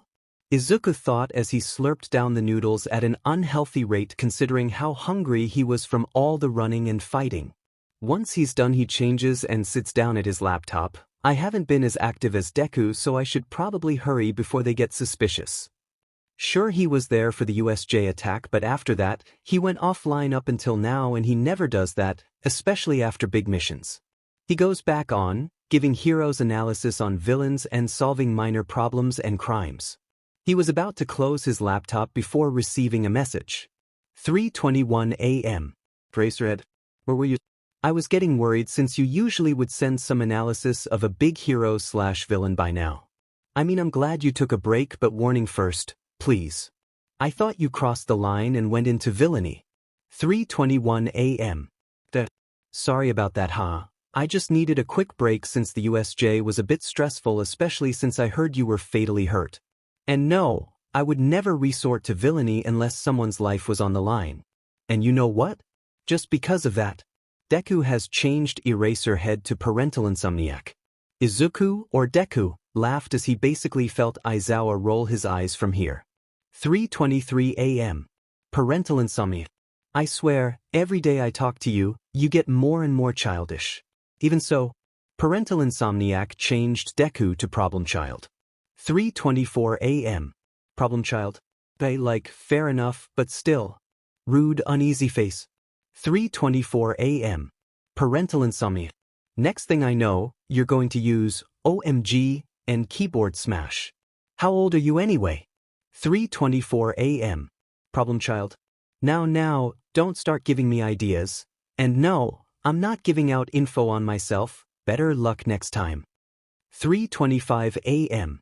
Parental Insomnia. The faces are going to become a regular thing, huh? 3:25 a.m. Problem Child. Go to sleep. And with that, Izuku closed his laptop and knew he was going to regret giving out so much of his personality in the morning. Whatever, future me will deal with that. Izuku thought as he headed to his bed. It was the next morning at school. He was currently in his English class. He couldn't help but feel like someone, specifically his teacher, was watching his every move the whole time. Did I do something wrong? Izuku was now quite anxious. He completed his English packet first, as always, so Priest and Mr. Yamada decided to grade it at that moment. He gave Izuku his packet back and said, "Great as always, Midoriya. I was wondering, have you learned English before this?" "Oh, well, I studied the basics when I was 7B, but I mostly forgot it," Izuku said, suddenly embarrassed at the praise. Mr. Yamada smiled wider, somehow. "Wow, you sure are a fast learner then, huh?" Izuku nodded, still embarrassed. Teach thanks? Although it sounded more like a question. Do you do well in most academics, or are you kinda more of an English person, kinda like Kaminari from Class 1A? He sure is an energetic boy. Yamada chuckled at the memory of Kaminari always excitedly putting his hand up for every question since it was really the only academic he could really excel at and beat his classmates. I actually am more of a mathematics and coding person," Izuku responded. Yamada pet an eyebrow. "Oh, really? I haven't met many students who are interested in coding." Yamada leaned on his hand, looking extremely interested. "What do you code about?" Izuku didn't exactly know what to say since he can't just tell his teacher that he liked hacking into places that he was definitely not supposed to be in. Luckily, the bell had saved him. Yamada stood up and told everyone to turn in their papers and head on to their next class. Izuku quickly walked out, wanting to escape that awkward situation as fast as he could. While he was walking to his next class too quickly to notice his surroundings, he got beaten up by a wall. I can beat up criminals, but the wall is the end of my streak? I can't believe this, Izuku thought, rubbing his now bleeding nose. He stood up and saw Aizawa because the world just loved laughing at his face. "Are you okay there?" Aizawa asked in his signature exhausted voice. Izuku nodded. "Go to the nurse, she'll give you a pass. I don't think your next teacher will appreciate you dripping blood everywhere." Izuku nodded again and started to speed walk to the nurse's office. She gave him a band-aid and told him not to make out with any more walls from now on. It was an understatement to say he was embarrassed. When he walked to his next class, he heard students talking about the sports festival and who they're placing bets on. "Oh yeah, the sports festival. I don't think I'm gonna participate. Too much work." Izuku silently laughed in his moment of ignorance and bliss because here he was now, sitting at lunch with Hatsume and Shinso as they attempted to force him to join by thinking he was foolish enough to accept if they said they would all buy matching pairs of red shoes. Let's just say he was foolish enough to accept. "And you'll wear them with me almost every day, so I don't stick out like a sore thumb?" Shinso and Hatsume nodded vigorously. He slammed his head on the lunch table. "Fine," he mumbled. "Yes," Hatsume yelled, gaining the attention of the whole cafeteria. Now I have an excuse to design support gear with you. Izuku groaned as Shinso laughed. Yeah, you won't be laughing when you're eating my dust. Izuku said, lifting his head and smirking. Oh, are those fighting words I hear? You're so on. Shinso copied Izuku's smirk. Who do you think I should test my gear on? Hatsume asked. Anyone and everyone. Izuku and Shinso say in unison. Hatsume basically sparkled as she rambled about different ways to secretly force the heroes in training to basically be a walking billboard for her gear, while Izuku and Shinso just smiled and nodded, although only Izuku really understood what she was saying. Hi, just wanted to say that I will be taking a break because my father is currently in the hospital. I'm scared of what will happen since no one is telling me what is going on. I won't be posting any more chapters until I know that he's made it out alive or until I'm mentally stable enough. Sorry for the inconvenience. It was 2 days before the sports festival and Izuku had already gotten some gear prior. He decided all he wanted was a retractable, sturdy metal pole. Bow staff? He had already forgotten what it was called, but you understand. The retractable bow staff was placed in a slot in his utility belt. He also brought a pair of these cool retractable skates he found in an ad. What is it with me and ads? Izuku sighed before getting his thoughts interrupted by Hatsume. Aren't you excited, Aizu? Hatsume basically screamed in his ear. Oh, sorry Hatsume, and what's with the nickname? Izuku asked. I just thought it would be totes cute if I gave you guys nicknames, like Shinso is Hito. It's fine if we're not on first name basis, yet, I can stop if you want. She said, rubbing her neck, embarrassed she didn't ask beforehand. Oh no. It's fine. So, what would that make you? Izuku questioned. Hatsume hummed. I dunno, my name only has 3 letters in it, so there isn't much to choose. How about May? Izuku laughed. Aren't nicknames supposed to be shorter than your name? Who really cares? It's cute and that's the only thing you're allowed to call me from now on. She said, puffing out her chest. Izuku giggled at her tactics while Shinso walked over. You both ready for the sports festival? He asked. They both nodded, or well, more like Izuku nodded while Hatsume was having a head spasm. How about we all practice sparring and you guys could show me your gear? Shinso suggested. Yeah, that's a great idea. Hatsume beamed at the chance to show off her babies. Yes, babies with a capital B. After a while of light-hearted sparring, Izuku showed off his totally rad skates. Whoa, where'd you get those? I could totally use some so I can roll around and show off my babies. Hatsume yelled at the sight of the skates. Izuku rubbed his neck and laughed. I just found them off an ad online, I'll send you the link later. I've already practiced in them and I would say I'm decent enough to not fall immediately. Hitoshi rolled his eyes. And by that I'm guessing you mean you can already do multiple tricks in them. Izuku nodded vigorously, making everyone, plus himself, laugh. Hitoshi said he was mainly using his fist and legs in the festival, so he brought some protective gloves that travel a bit up his arm and some ankle bracers that were as hard as Kirishima. Hatsume just decided to get all of her flashiest gear that she was able to bring and forcefully use Ida to show it off. Izuku stifled a laugh while Hitoshi just rolled his eyes. After a while they all went home, or well, Hito and May went home. Izuku brought out his duffel bag he kept hidden under the garbage at the beach and pulled out his vigilante gear. He seriously needed to calm his nerves down with the whole sports festival going on, and doing vigilante work seems to do just that.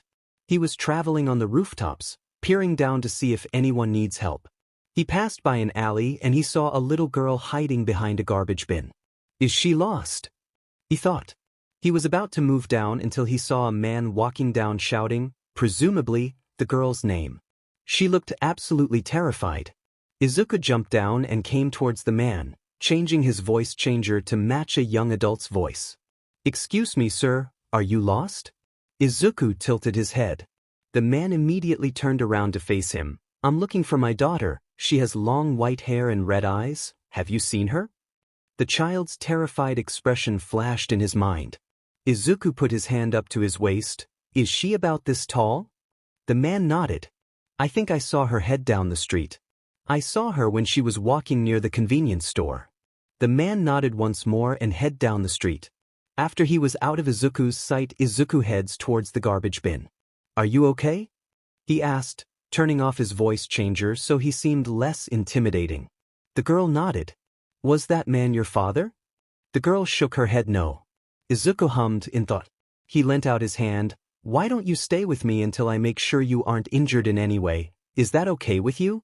Or we can just go to the police station right now if you want. The girl widened her eyes and shook her head. And no police stations, she said, barely above a whisper. Izuku smiled. Okay, so my house it is? The girl nodded and took his hand. He quickly lifted her on his shoulders. You all right up there? She nodded again. Izuku started heading towards the beach to retrieve his old clothes and uniform when he was stopped by Eraserhead. What's with the child? She's a runaway, he said while Eri, he's pretty sure that's her name, lightly smacks his head out of embarrassment. Eraserhead just stares at him until he says, buy me a cup of coffee and I won't tell the police. Izuku smiles and skips away to the nearest coffee shop while Eraserhead follows behind. Once they reached the coffee shop and ordered Eraser's signature way too much caffeine coffee, Izuku introduced Eri to all the drinks there and they ended up buying her a unicorn-themed drink not caffeinated. The lady that was behind the cashier just smiled at the three. And here's your drink, little one, hope you enjoy. Lin exclaimed. The boy in the dark green hoodie nudged the little girl a bit. Oh, thank you, miss. The cashier Lin laughed. No problem, sweetie, come again soon. And with that the three left. Lin sighed. Families like those are the only ones that make me happy to work here at such late hours. She chuckled to herself, going back to clean up the place. Akan was skipping down the street alongside Eri, heading towards the beach. Don't tell me you live in a dump, because I don't think that's a good place for a child and a problem child to sleeping in. Eraser said as Akan sputtered. I am not a problem child, he pouted. And no, I don't live here, I just need to get my stuff.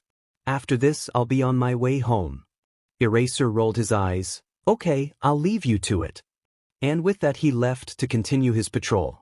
Come on, Eri, Akan said, continuing to skip away. Once they get back, Izuku and Eri went into his room quietly, not wanting to wake up his mom. What is it, Eri?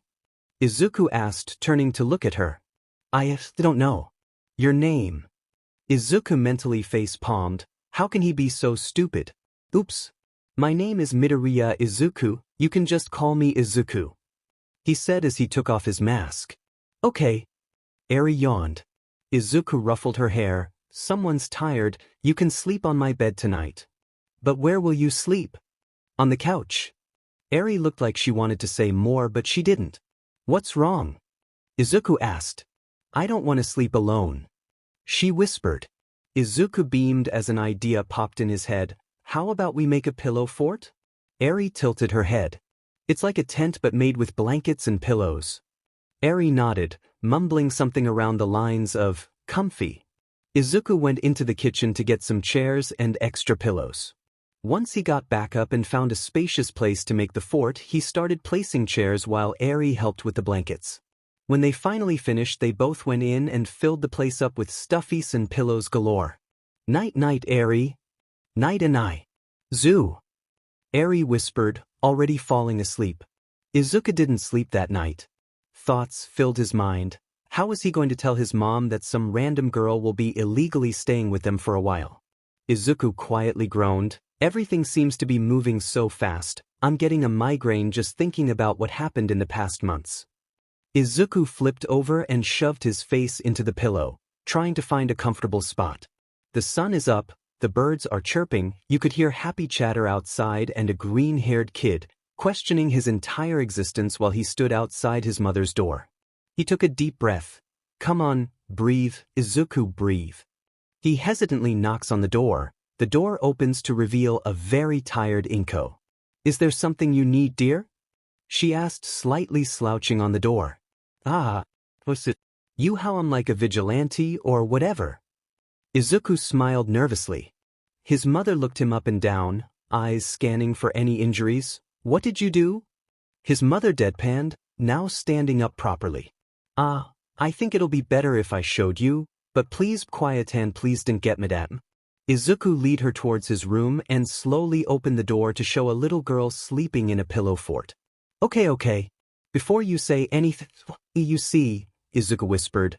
Basically I found her hiding from a man, which is her father, and she looked terrified of him, so obviously And I was wondering if she could possibly, perhaps stay here for a while?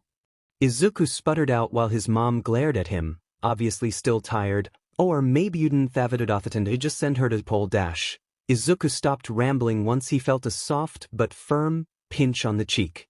Izuku, it's fine, she can stay. I'm glad you at least warned me first. Once we make sure she's all well and doing better, we can find a safer place for her.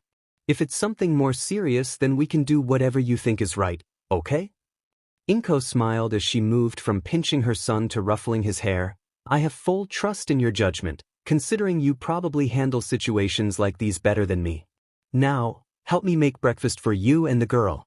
What's her name? Izuku smiled and walked to the kitchen with his mom. Their conversation consisted with her asking questions about the girl and him attempting to answer. Does a pork cutlet bowl sound good? Inko asked, preparing the ingredients. Oh. Is she allergic to anything? Is she lacking in vitamins? Does she even like meat? What if she wants to be a vegan? Izuku laughed at his mom's tactics. I'm sure she'll love it. Besides, if she's allergic or doesn't like it, then just more for me, OW. He got playfully slapped on the head by his mother. If you think you're going to eat a whole extra bowl of this without sharing with me, then you're far from right. Izuku and Inko both laughed until they heard a creak of a door. That must be Eri. She's probably so confused right now. I'll go get her. Izuku says, putting down the ingredients he was cutting and walking out of the kitchen. Inko watched her son walk away, smiling. Okay, Eri. This is my mom. Izuku said, pointing to where his mom was stood at. You can just call me Inko, dear. Eri hugged onto Izuku tighter but managed at a small wave. Do you want something to eat? Inko asked, already placing down the bowls. Eri looked at Izuku first, only to find him just smiling. She looked back at the bowls and slightly nodded. Great. Do you like pork? Inko pulled out a seat for Eri to sit on. Izuku and Eri walked over to the seat while Eri asked, Pork? Inko hummed, Are you allergic to anything? Eri shook her head. Why don't you try it? I changed up a bit of the recipe, so I hope you don't mind. Inko rubbed her neck. Eri examined the bowl before sipping a bit of the broth. Her eyes widened and sparkled while she smiled. So I'm guessing you like it? Inko asked, pulling out a chair for herself across the table. Eri nodded while she slurped down a bit more of the food. After both Inko and Izuku said their thanks for the food, they also started eating. Eri stared at them with a warm feeling in her chest. Is this what it's like to have a family? She thought while slightly smiling and continuing to eat her food.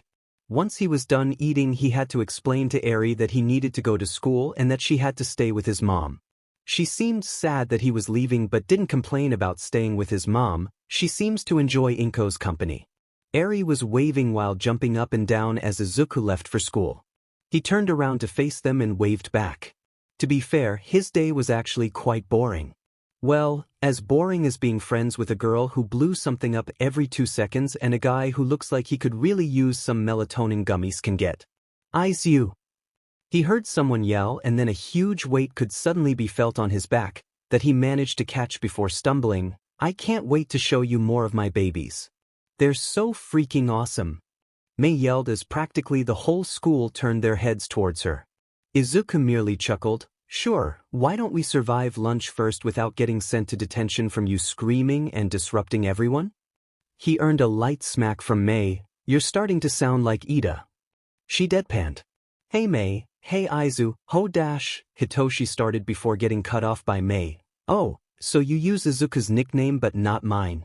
She says, crossing her arms and yanking her body away from Hitoshi, which caused Izuku to stumble considering she was still on his shoulders. Hitoshi rolled his eyes. I'm surprised you guys haven't toppled over yet.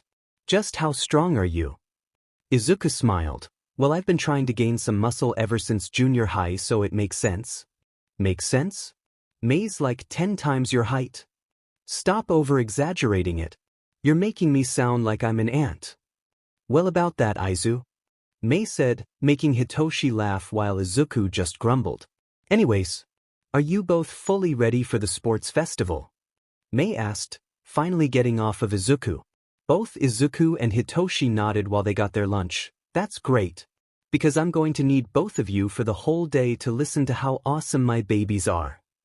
Hitoshi groaned while Izuku smiled and shook his head. He was seriously so lucky to have friends like his. Izuku took a deep breath, rubbing his temples as he double-checked his equipment again. Along with the roller skates and bow staff, he also decided to get more of the explosion-proof cloth that costed him a couple of his All Might merch. Not that he minds since he doesn't really like the guy anymore. Zuku? Are you almost ready? He heard his mom say outside the door. Yeah, I'm done. He responds, picking up his backpack and racing down the stairs. His mom greeted him with a smile. Make sure you do your best. I'll be watching from my workplace at any time I get. Izuku nodded with his signature smile and sprinted out the door. He was a bit early to school due to his excitement, but there were already so many people there. Hi Midoriya. Uraraka exclaimed, hee, it seems we're one of the only ones in our friend group here so far. She smiled, embarrassed. Izuku nodded. Are you excited for the sports festival? Yeah. I'm so pumped, I'm going to give it my all. Are you going to be participating? Uraraka asks. Yeah. I'm not sure how I'm going to do though. I've always wanted to be a hero ever since I was a kid, but considering I'm, quirkless, I'm not sure how I'm going to make it to a decent score since everyone has these amazing quirks. Uraraka's smile faltered and turned into a comforting one. I'm sure you'll do great, Mito. Even if you don't have a quirk, you can still do amazing. Maybe you'll be the first quirkless hero. Izuku's eyes widened as he looked up at Uraraka. Why, you really think so? Uraraka nodded with a determined look in her eyes. Thank you. Izuku whispered. Well, I think you should probably head to class now. I know how grumpy Aizawa can be. Oh, you've met Mr. Aizawa? Uraraka tilted her head. Izuku's eyes slightly widened as he thought, Sheet. I shouldn't have said that. Think thin dash. He helped me to the nurse's office when I fell. Oh, I hope you're doing alright, and yeah, you're right, I should get going now. See you soon, Mito. Uraraka waved as she ran off to homeroom. I'm so lucky I have actually met him as Izuku Midoriya, or that would have been awkward. Izuku sighed as he tried to maneuver through the thick crowd of pedestrians. There are so many people here, should I try to buy some food before? No, I'm going to be late if I do. He mumbles until he reaches his homeroom. Good morning. A loud voice called in English once everyone was in their seats. If you all couldn't tell, today is the school's sports festival. I'm sure you guys have already decided on your support items, if you're participating, but you can still ask for last-minute items as long as it's not too difficult to make in our short amount of time. All support items you asked for that cannot be fitted in your backpack will be located in the support department, so if you have something you need to get, then I am dismissing you to go get it now. A couple of students left at his dismissal. Once they all left, Mr. Yamada continued again. If you are not participating in the event, you will go to the designated seats on the bleachers for students. It should have sign there saying which department it's for, but if you're not sure where to sit or there aren't any seats left, then ask a local teacher where to go or just sit with your friend from the other departments. You are all dismissed. And remember to go plus ultra. The classroom also screamed plus ultra with Mr. Yamada before excitedly leaving and heading towards the stadiums, support rooms, or the training areas to prepare for the school's biggest event. Although all of Izuku's gear could fit in his backpack, he decided to go to the support classroom anyway to say hi to May. He opened the door right as an explosion went off. There was dust everywhere, especially on May. Oops. May giggled. Hiiz. Do you need any extra gear? Izuku shook his head. Just wanted to check up on you. May engulfed him in a hug. That's so sweet of you. May let go of him and looked at her watch. We could probably close off the workshop now and head to our places before we're late. Izuku nodded in agreement as he followed May. He looked around and saw Todoroki talking to Kacchan, who was looking like he was ready to kill him. Izuku's eyes lingered on Todoroki. He's always wanted to write an analysis page about him but was too shy to try to ask him to confirm his theories. He felt a tug on his sleeve. Look, there's Hito. May says before jumping up and down while waving her arms. Hito. This caused the insomniac to flinch and almost trip. Hitoshi looked up at them and started walking over with an annoyed expression. Do you need anything? He asked, glaring at May. We should all stick together if there are any group challenges. May exclaims. There are group challenges? Questions Hitoshi. Yeah, obviously. Heroes need to team up with each other too. Hitoshi grumbled at this, not liking the idea. Yeah, sure, we'll stick together. Better than me going with strangers and having to explain my quirk. Izuku laughs apologetically at this, being able to relate to it and all. Everyone gathered around on the field and watched as Kaken walks up the stage. Izuku felt a pain in his heart. Pain for what? He's always admired Kaken as a kid and he just wished they were still friends. I just want to say, I'm gonna win. Never mind. Izuku took it all back. He couldn't help but snort as the whole crowd started booing. Midnight had announced the first game, obstacle course. Everyone got up to the starting point and sprinted as soon as they heard the words, start. Izuku almost face-planted as sudden ice appeared beneath his feet, but he quickly regained himself. Awesome. I get to test out my skates. He smiled as he clicked the wheels out and started pushing. He quickly slid past all of the other contestants and was catching up to Todoroki. But his smile didn't last for long as he saw everyone else starting to regain their momentum. He pushed his feet side to side with such force he was starting to scratch the ice. Suddenly robots popped out and blocked their path. He got his bow staff out and climbed a robot to slash its circuits. Once he took one down, he quickly advanced forward. He was reaching the edge of the path and saw many platforms with rope connecting them to each other. I mean, it wouldn't be an obstacle course without, well, obstacles. He used his bow staff to push himself into the air and onto one of the rocky platforms. Once he was on, he realized the other platforms were way too far, so he had to use the rope instead. He climbed the rope upside down like a sloth, a really fast sloth, and flipped himself upright onto the ground and continued skating until he heard an explosion. And the reality here is, it's a minefield. Not to worry, these mines are used for games, so they're not that powerful. Izuku thought long and hard about the last words and skated towards the minefield. He moved the mines together and grabbed a piece of metal from one of the robots. He looked at the mines and thought, am I really about to do this? Yeah, I'm about to do this. He slammed into the mines at full force and the force was quickly returned as he went flying into the air. Whoa! Izuku Midoriya from Class 1C has gone airborne. I promise you I didn't teach him that. Yamada screamed as Aizawa's eyes widened. Izuku was quickly passing both Todoroki and Kaken who were in the lead, and once he was lowered to the ground he slammed down the metal and used his arms to propel himself further. With his skates, he was sliding at a speed he could barely control. He passed the finish line, and his whole body crashed into a wall. He clutched his now bleeding nose before turning towards the camera and smiling as wide as his face would let him. Once more students piled in, he found May and Hitoshi. Hey. It's Mr. First Place. How was your makeout session with the wall? May exclaimed once she saw Izuku. Izuku turned red and rubbed the back of his neck, quickly changing the subject. So, what place did you guys get? I got 17th. Oh man, you should have seen me with my grappling hook. Everyone will want to buy from me now. May shouted, doing a little happy dance. 22nd. Some guy trampled over me, so I made him slam his head into the wall. Hitoshi answered a bit too nonchalant for the words that just came out of his mouth. Once everyone was done, they announced only the first 50 people who finished will continue with the games. Students were piling out while Midnight announced the next game, Cavalry Battle. Many students groaned and others cheered at this. Points will be decided on what place you got in the obstacle course. First place gets 10 million points. Izuku instantly felt eyes on him and subconsciously tried to disappear into the ground. Too bad he's not Mirio. Who's Mirio? Izuku shook his head and focused back towards Midnight, who was announcing other people's points. After explaining the rules, Midnight gave them 15 minutes to choose teams.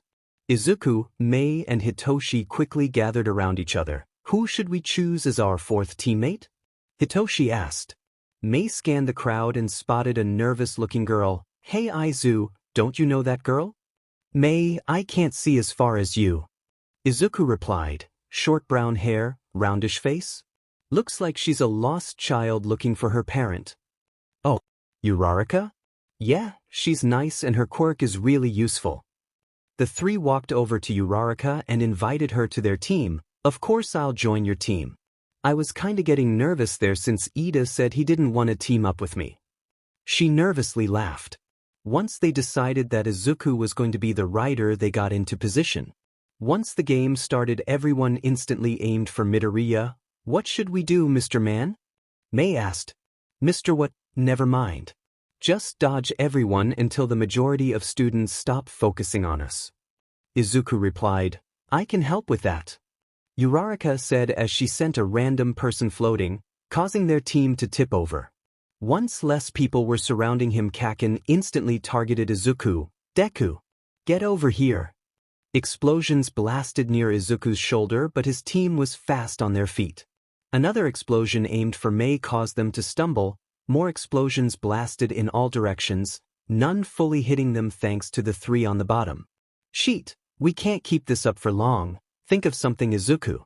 Think. Izuku's thoughts were cut off by Hitoshi suddenly shouting, You know. For someone who said they were gonna win, I expected better. What did US dash? Get on the floor? Kaken's team are now struggling to keep him up. While anger issues was thrashing around, Izuku's team managed to get away, only to have their headbands swiped by Todoroki. What happened to swipe or no swiping? Izuku mumbled as he looked back at Todoroki's team who were sprinting far away. Okay, change of plans. Try to grab everyone and anyone's headbands as quick as you can. The three Bello nodded and started sprinting. The swiped headbands left and right and quickly rose the ranks. Not close enough. Izuku thought before opening his mouth. Try to get people with higher points disqualified. But still mostly aim for the headbands. Once again the three below him sped up, but now they're random people floating and falling. Time's up. Everyone heard Midnight say. Izuku's team sighed of relief. They managed to get third place even though they didn't have the 10 million headband. Izuku flopped backwards, forgetting he was on Hitoshi's shoulders, and sent him and Hitoshi to the ground, causing the two girls to burst out into cackles. Uraraka suddenly got really energetic again and shouts, I'm so excited for the final game. I'm pretty sure it's a one-on-one fight. I hope I can see you guys on the stadium. Winning this means a lot for me and my parents. Izuku smiled. I hope so too. Izuku then got closer to Uraraka and put his hand up in a whispering motion, although, warning, if you get May prepared to be a walking sponsor for the whole battle. Uraraka laughed at this and played along. Aye, Captain. I'll keep that in mind. I have to go get ready now, break a leg. Not literally though, please don't hurt yourself. She smiled and ran off. Once they announced who fought with who, Izuku was a bit worried and excited. Alt-hot he had self-deprecating thoughts now and then. That didn't mean he ignored any talents he had. In other words, he was pretty confident with the starting fights. What he was worried about were the last two fights.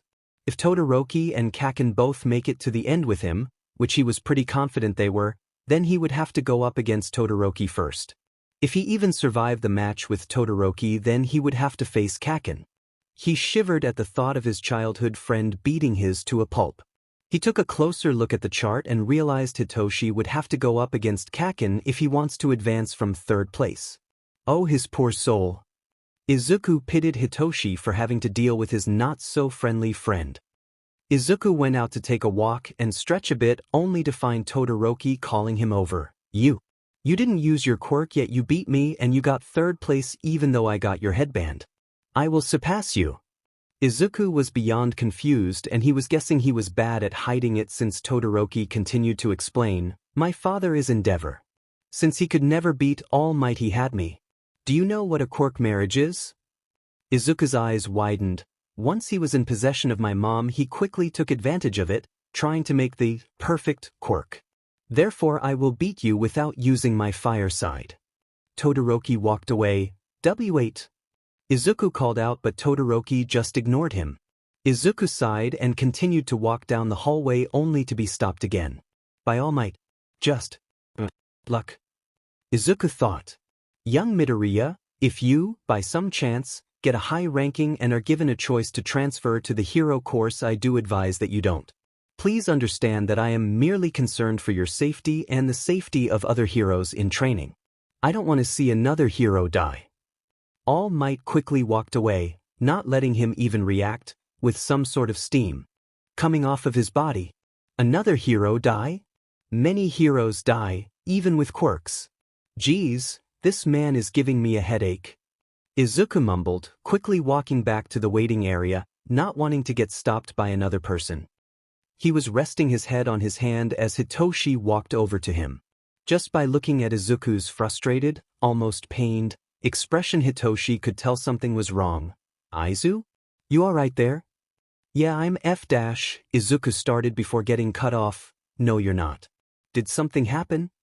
Izuku sighed and mumbled something along the lines of, All Might. Hitoshi though about this for a second before coming to the conclusion. He knows you're quirkless and said something quirkist, or at least extremely rude? Izuku half-heartedly nodded, then suddenly becoming energetic again. Don't worry though, I'm not letting it get to my head. I've already made it this far. It still kinda hurts, you know? Hitoshi nodded in understanding. Well, come on. Your fight is about to start and you're going up against Edgy Bird Boy. Hitoshi said, making Izuku snicker. Izuku got up and stretched, hearing a satisfying pop, and made sure he was ready before hearing his name called for the tournament. His next couple of fights after Tokoyami weren't bad at all. He would even say he was proud of himself. He's come a long way, starting from a shy, quirkless, bullying target to a less shy, secretly a vigilante, quirkless, bullying target. He's also gained some muscles, occasionally pretending he was a big, strong, buff, 8-foot man when he flexed in his mirror, but if someone were to ask he would deny that he's ever done or thought about doing such a thing. But now, he's a bit nervous and all of his previous pride had sprinted away into the horizon. He was up next with Todoroki. His first plan was to try to beat him and get that first place he's always dreamt about, but now he also wants to sit down with him and have a therapy session mid-battle. Izuku didn't have much more time to question his existence as he was called up. Once he was on the field, he and Todoroki shared eye contact.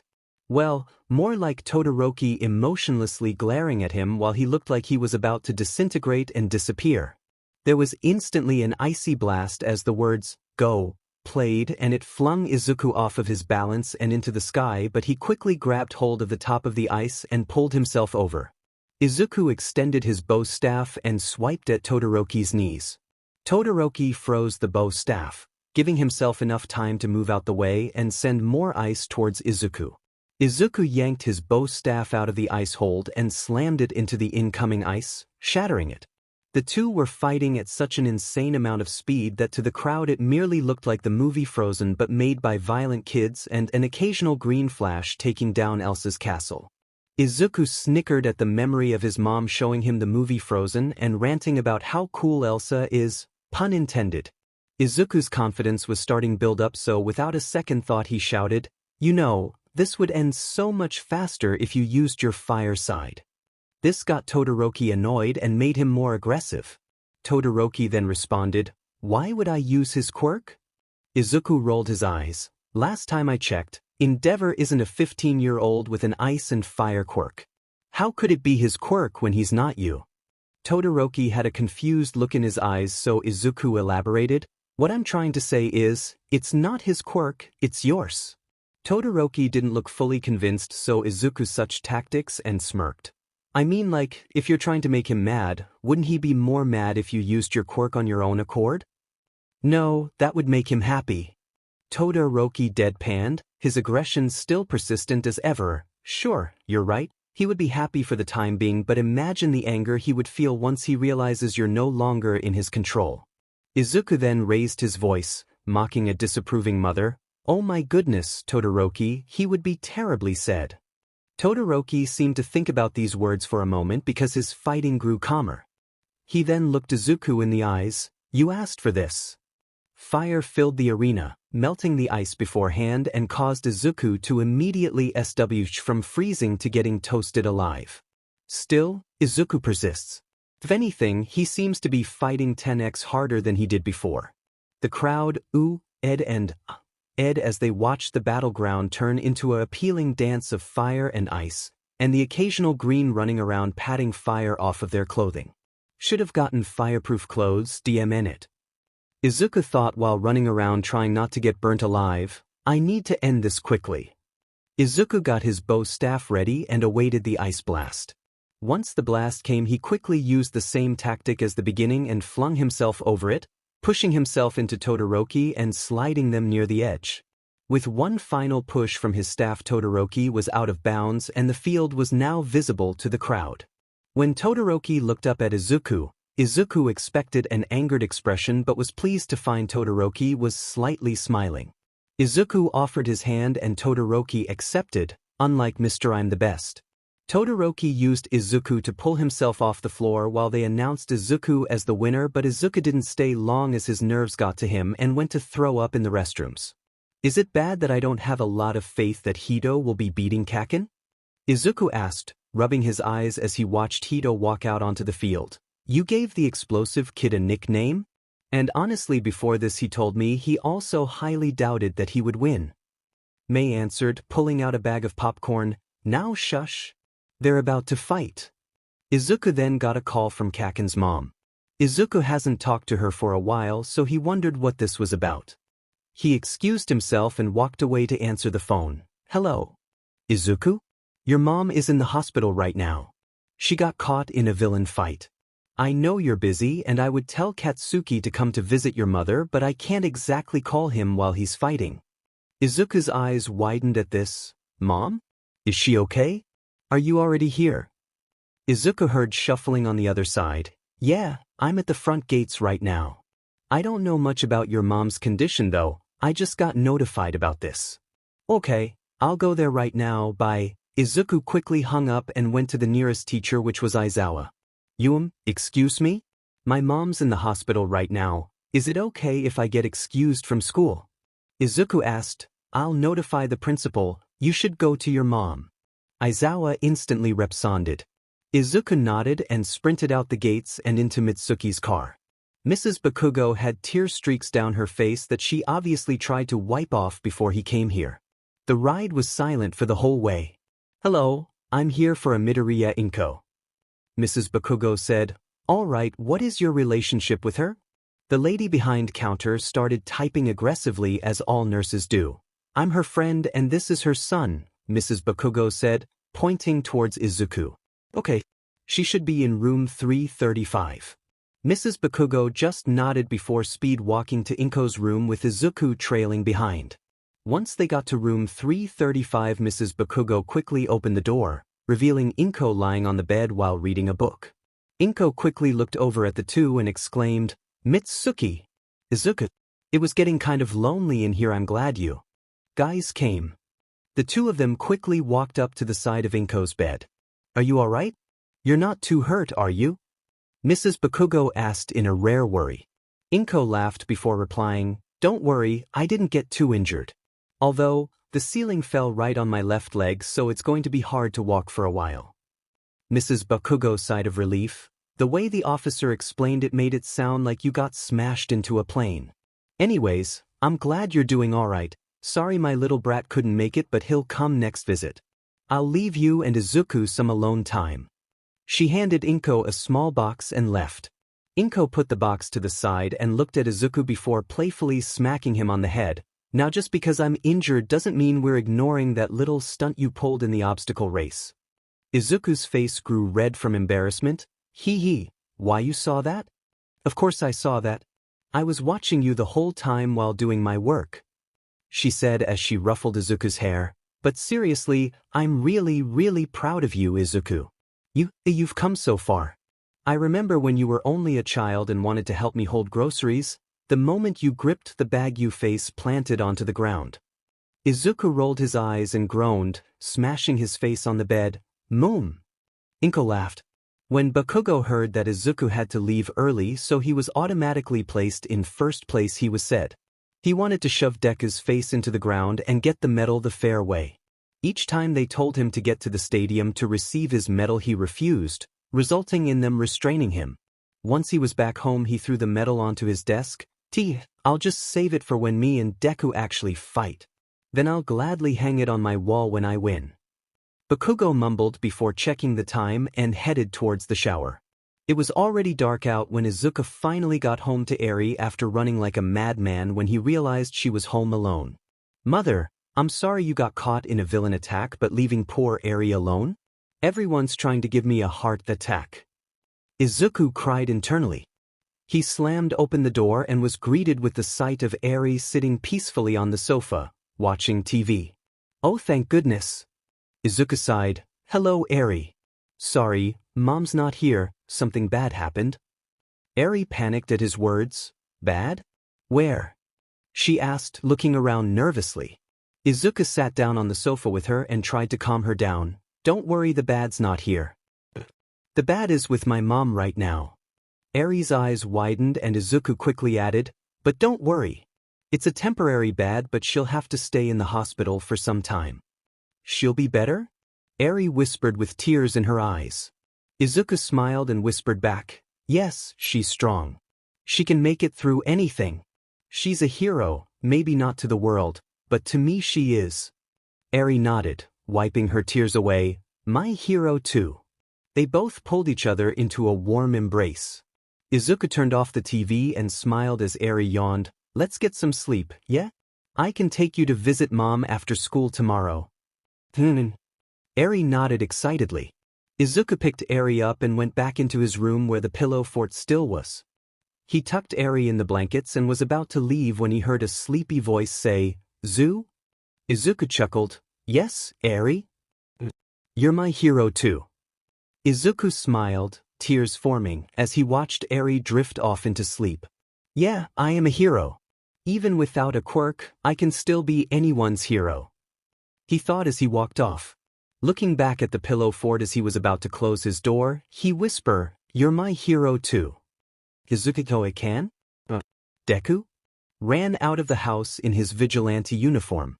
Not to do vigilante? Well, not intending to do vigilante things. You can never really guess what's about to happen, but to do Deku things. Outside. In the open. In his Akan form.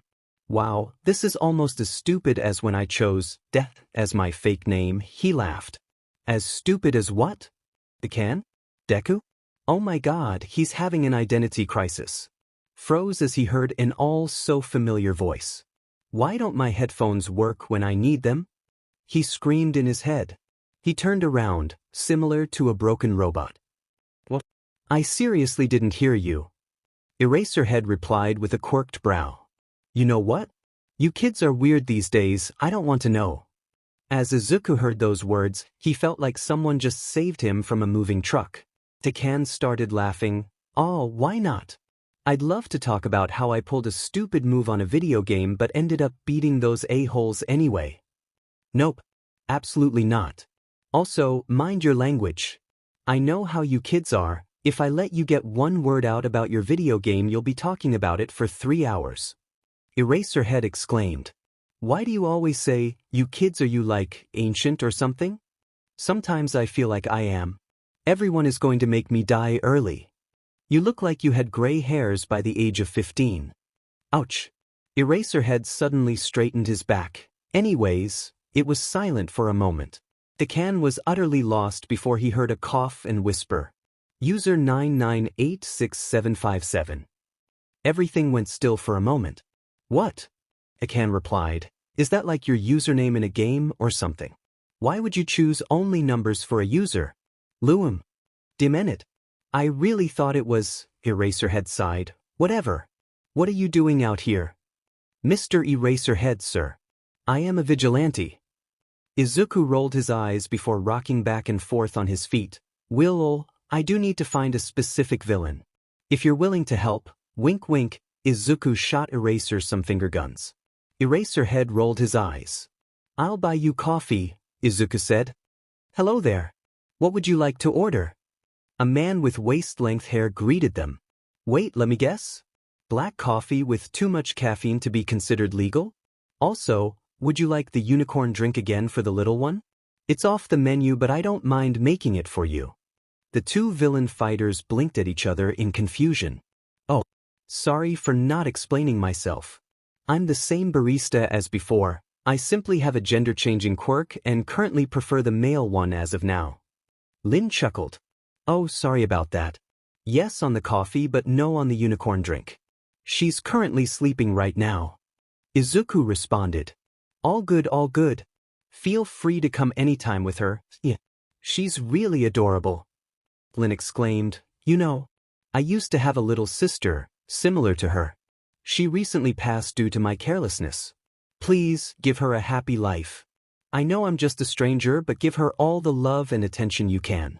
Before it's too late. Lin turned his back as he went to make the coffee, missing Izuku's sad expression. Poor dude, he looks around, what? 17? He lost his sister and has to work graveyard shifts alone? Geez. Yeah, too bad he's a suspect for one of the villains. Eraserhead casually says. Izuku whipped his head towards him, shocked. Oh, don't worry. I personally don't believe any of that bull CRP, but it is one of the reasons I asked you to buy me coffee. Eraser motioned him to come over. Once Izuku sat down, Eraserhead started. You know, you're familiar with Deku, right? Izuku felt chills running up his spine. Yeah. Oh, what the heck, I'll just say it. I think we may have leads on who he is. What? Wait. You're not gonna expose him, are you? I'll have you know he's a good friend of mine. Well, I consider him a friend at least, so dash. Geez, kid, don't worry. I'm not gonna expose him or whatever. I'll have you know I think he's a good kid. But the reason I don't want him to get caught is not because of police and legal issues. It's because of the UA principle. The mouse rat thing? The mouse rat thing. He's caught interest in Deku as he was stupid enough to put his code name on a test site from UA. Izuku felt his world collapse. Oh, gee, why am I this stupid? First associating myself with the word useless, and now the principal knows. If Kaken were to call me Deku, I would be so exposed. Eraser continued. So basically, what I'm saying is, if you are him or know him personally, that is either your warning or his. If you seriously aren't him, then please warn him. Izuku nodded, feeling his heart sink deeper. I am so effed. Will can do, Mr. Sir. I'll literally just text him right now. As Izuku texted on his phone, he was aware of Eraserhead observing his phone. He also wasn't aware he brought out his personal phone.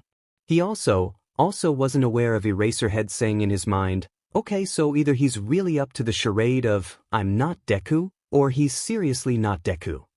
Eraser internally sighed. 2 steps forward, 100 steps back. Your orders are ready. Lin exclaimed. Sorry it took so long, one of the machines wasn't cooperating. That's all right, thank you. Eraser replied as he took the coffee. He looked over to Akan, who currently was pulling puppy eyes on him. Fine. You can follow me around as I watch for villains. Akan pumped his fist and brightly smiled behind his mask. What a familiar smile. Eraserhead thought as he left the coffee shop with a hyper-illegal child behind him. Maybe this kid has an insomnia quirk or something. Does he never get tired? Patrolling with Eraserhead is seriously a blast. Akan thought before he got slammed into a wall. Oh, cock. I didn't mean it literally. Akan threw a small explosive at the villain before jumping away. Demed kid. Where'd he go? The villain shouted as his chains retracted. Akan whispered to Eraser, can you try to see how far his chains go? Eraser nodded. The two of them split up in opposite directions, causing the villain to send both of his chains toward them. Izuku ran down the street for a bit until the chains seemed to be forcefully stopped. About 15 feet, not bad but not impressive.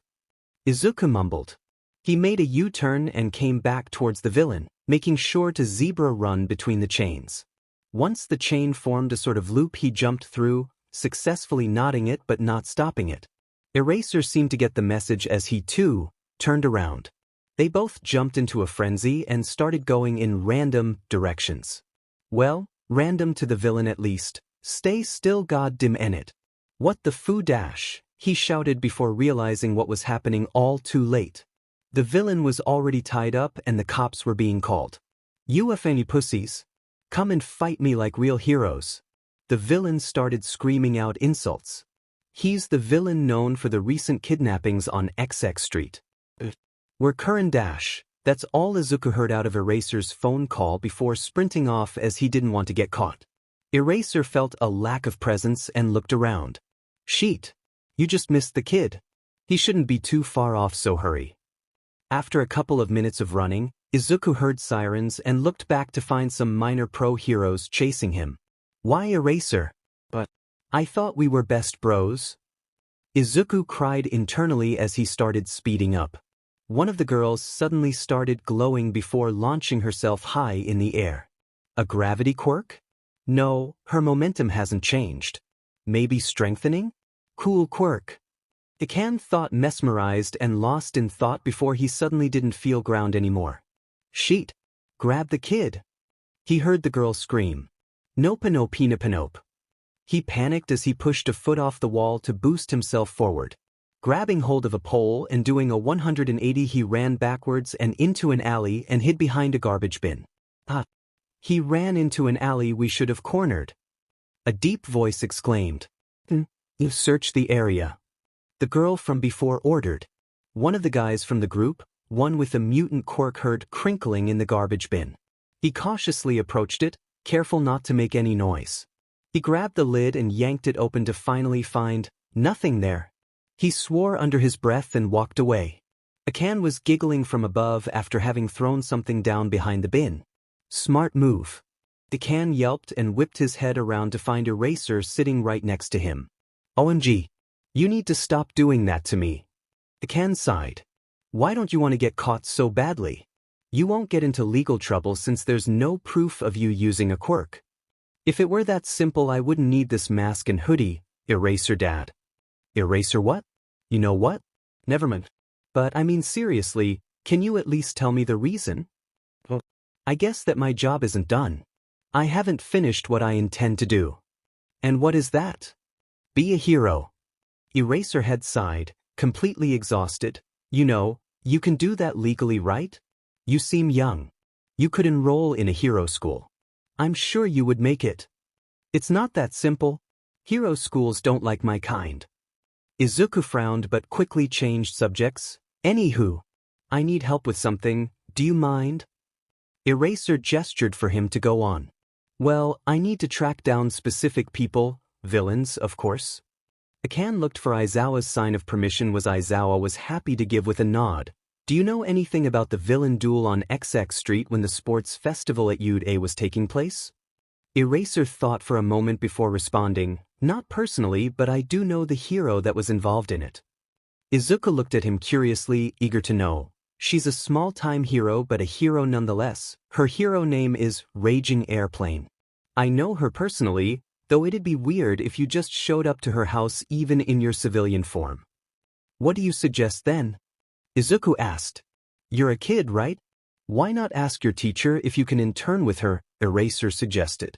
Why do you assume I'm in the hero course? You may not be now, but you will be with how you performed at the sports festival. What? Okay, I know I'm a crazy nerd fan thing, but I didn't break into the sports festival and participate. Eraser rolled his eyes. Say that to the kid who had to get pulled out because his mom was in the hospital because of the exact duel you were talking about. Eraser suddenly cleared his throat and got up. Anyways, I need to go, my patrol ended a long time ago. Izuku stared at the shrinking form with his jaw to the ground. He smacked himself a couple of times yelling curses. Oh my god. I'm so stupid. Why did I participate? Why do I have no brain cells? What happened to being smart, Izuku? Ahai. Izuku dragged himself back home in despair. What was he going to do now? Aizawa chuckled as he heard distant yelling. He knows he should probably turn the kid in so he could become a hero legally. Knowing the cops and everyone else, they probably wouldn't care and just throw him in juvenile. But he technically isn't even a part of the law, considering how rare quirkless kids are. Aizawa got a growing migraine thinking about the future paperwork. What if I... no. Bad Aizawa. You can't just let a kid do dangerous activities. Aizawa grumbled to himself as he came closer to his house. I'll sleep it off for now. Decide what to do later. Izuku ran to his house at full speed and jumped into his window. And freaked out, slamming his head in his bed a couple of times and attempted suffocation via pillow. Ag! He screamed into his pillow that was failing at its job of killing him off. If I could literally die of embarrassment, these would be my last moments. Izuku looked over to the pillow fort, making sure to lower his voice so as to not wake Eri up. Izuku sighed and stared at his ceiling. Guess I will attempt to get into the hero program. Hopefully not the Insomniac Dad's class though. Would he tell anyone about my identity? What if he exposes me to the cops? If I come to school tomorrow and then get surrounded, I'm actually making sure I die. Okay, maybe not die. I still have mom after all. Plus, if she didn't have a quirkless freak for a son, she would have been a great lawyer. She could hopefully bail me out of it. Izuku's thoughts rambled before he started finally snoring while Eri peeked her eyes open, looking at him like he had 3 heads. Aizu, sir. Aizu? Aizu. Ah.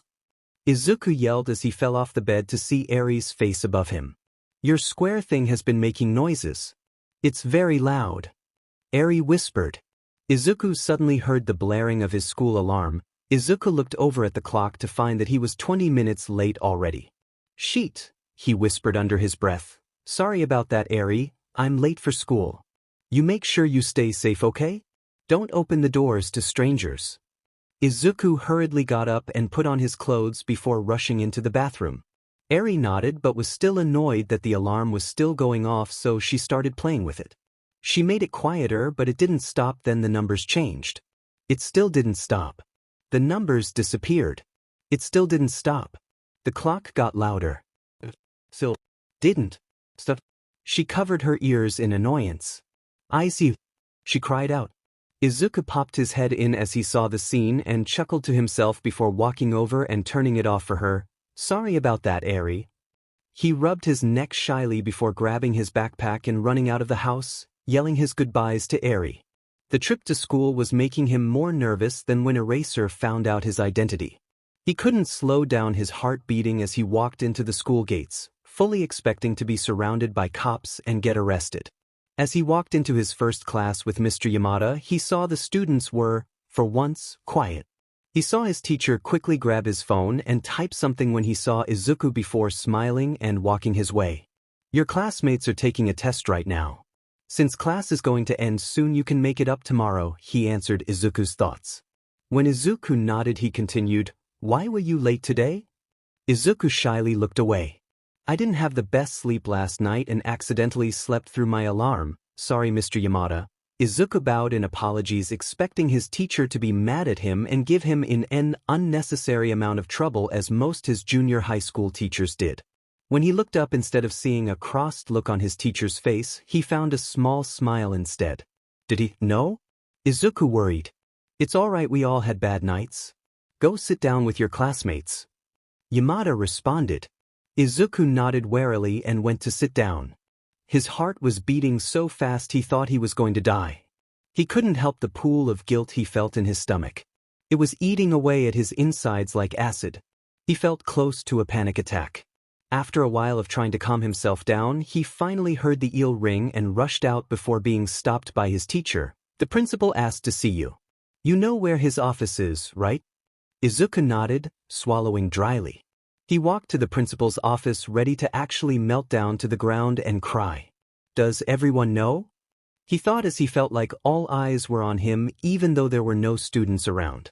The walls were looking at him, judging. The ground was mocking him.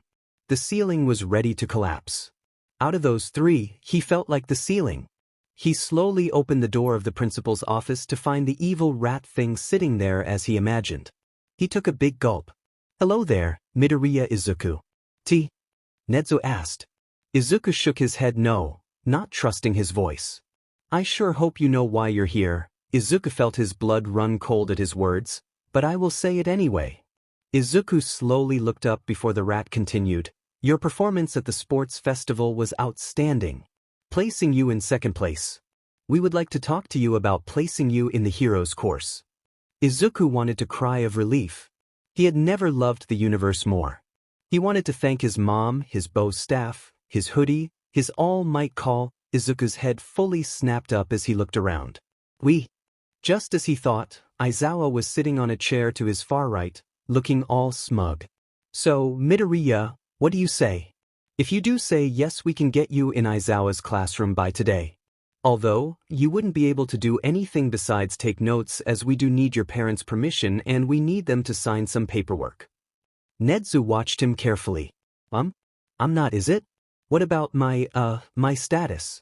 Wouldn't it be dash? Izuku stuttered before getting cut off by the principal. Yes, we don't know how the public would react to a quirkless student being put in the hero course. Luckily, I had already thought far ahead of that. You needn't worry about your safety or the school's image, we have that figured out. But what about the stud dash? Izuku started worrying again. I assure you that quirk discrimination is not something to be taken lightly at this school. Nedzu stated, but dash, Midoriya? Nedzu cut him off again. All we need is a simple yes or no. Izuku looked around before staring at Eraserhead. Aizawa smiled and gave him a small nod.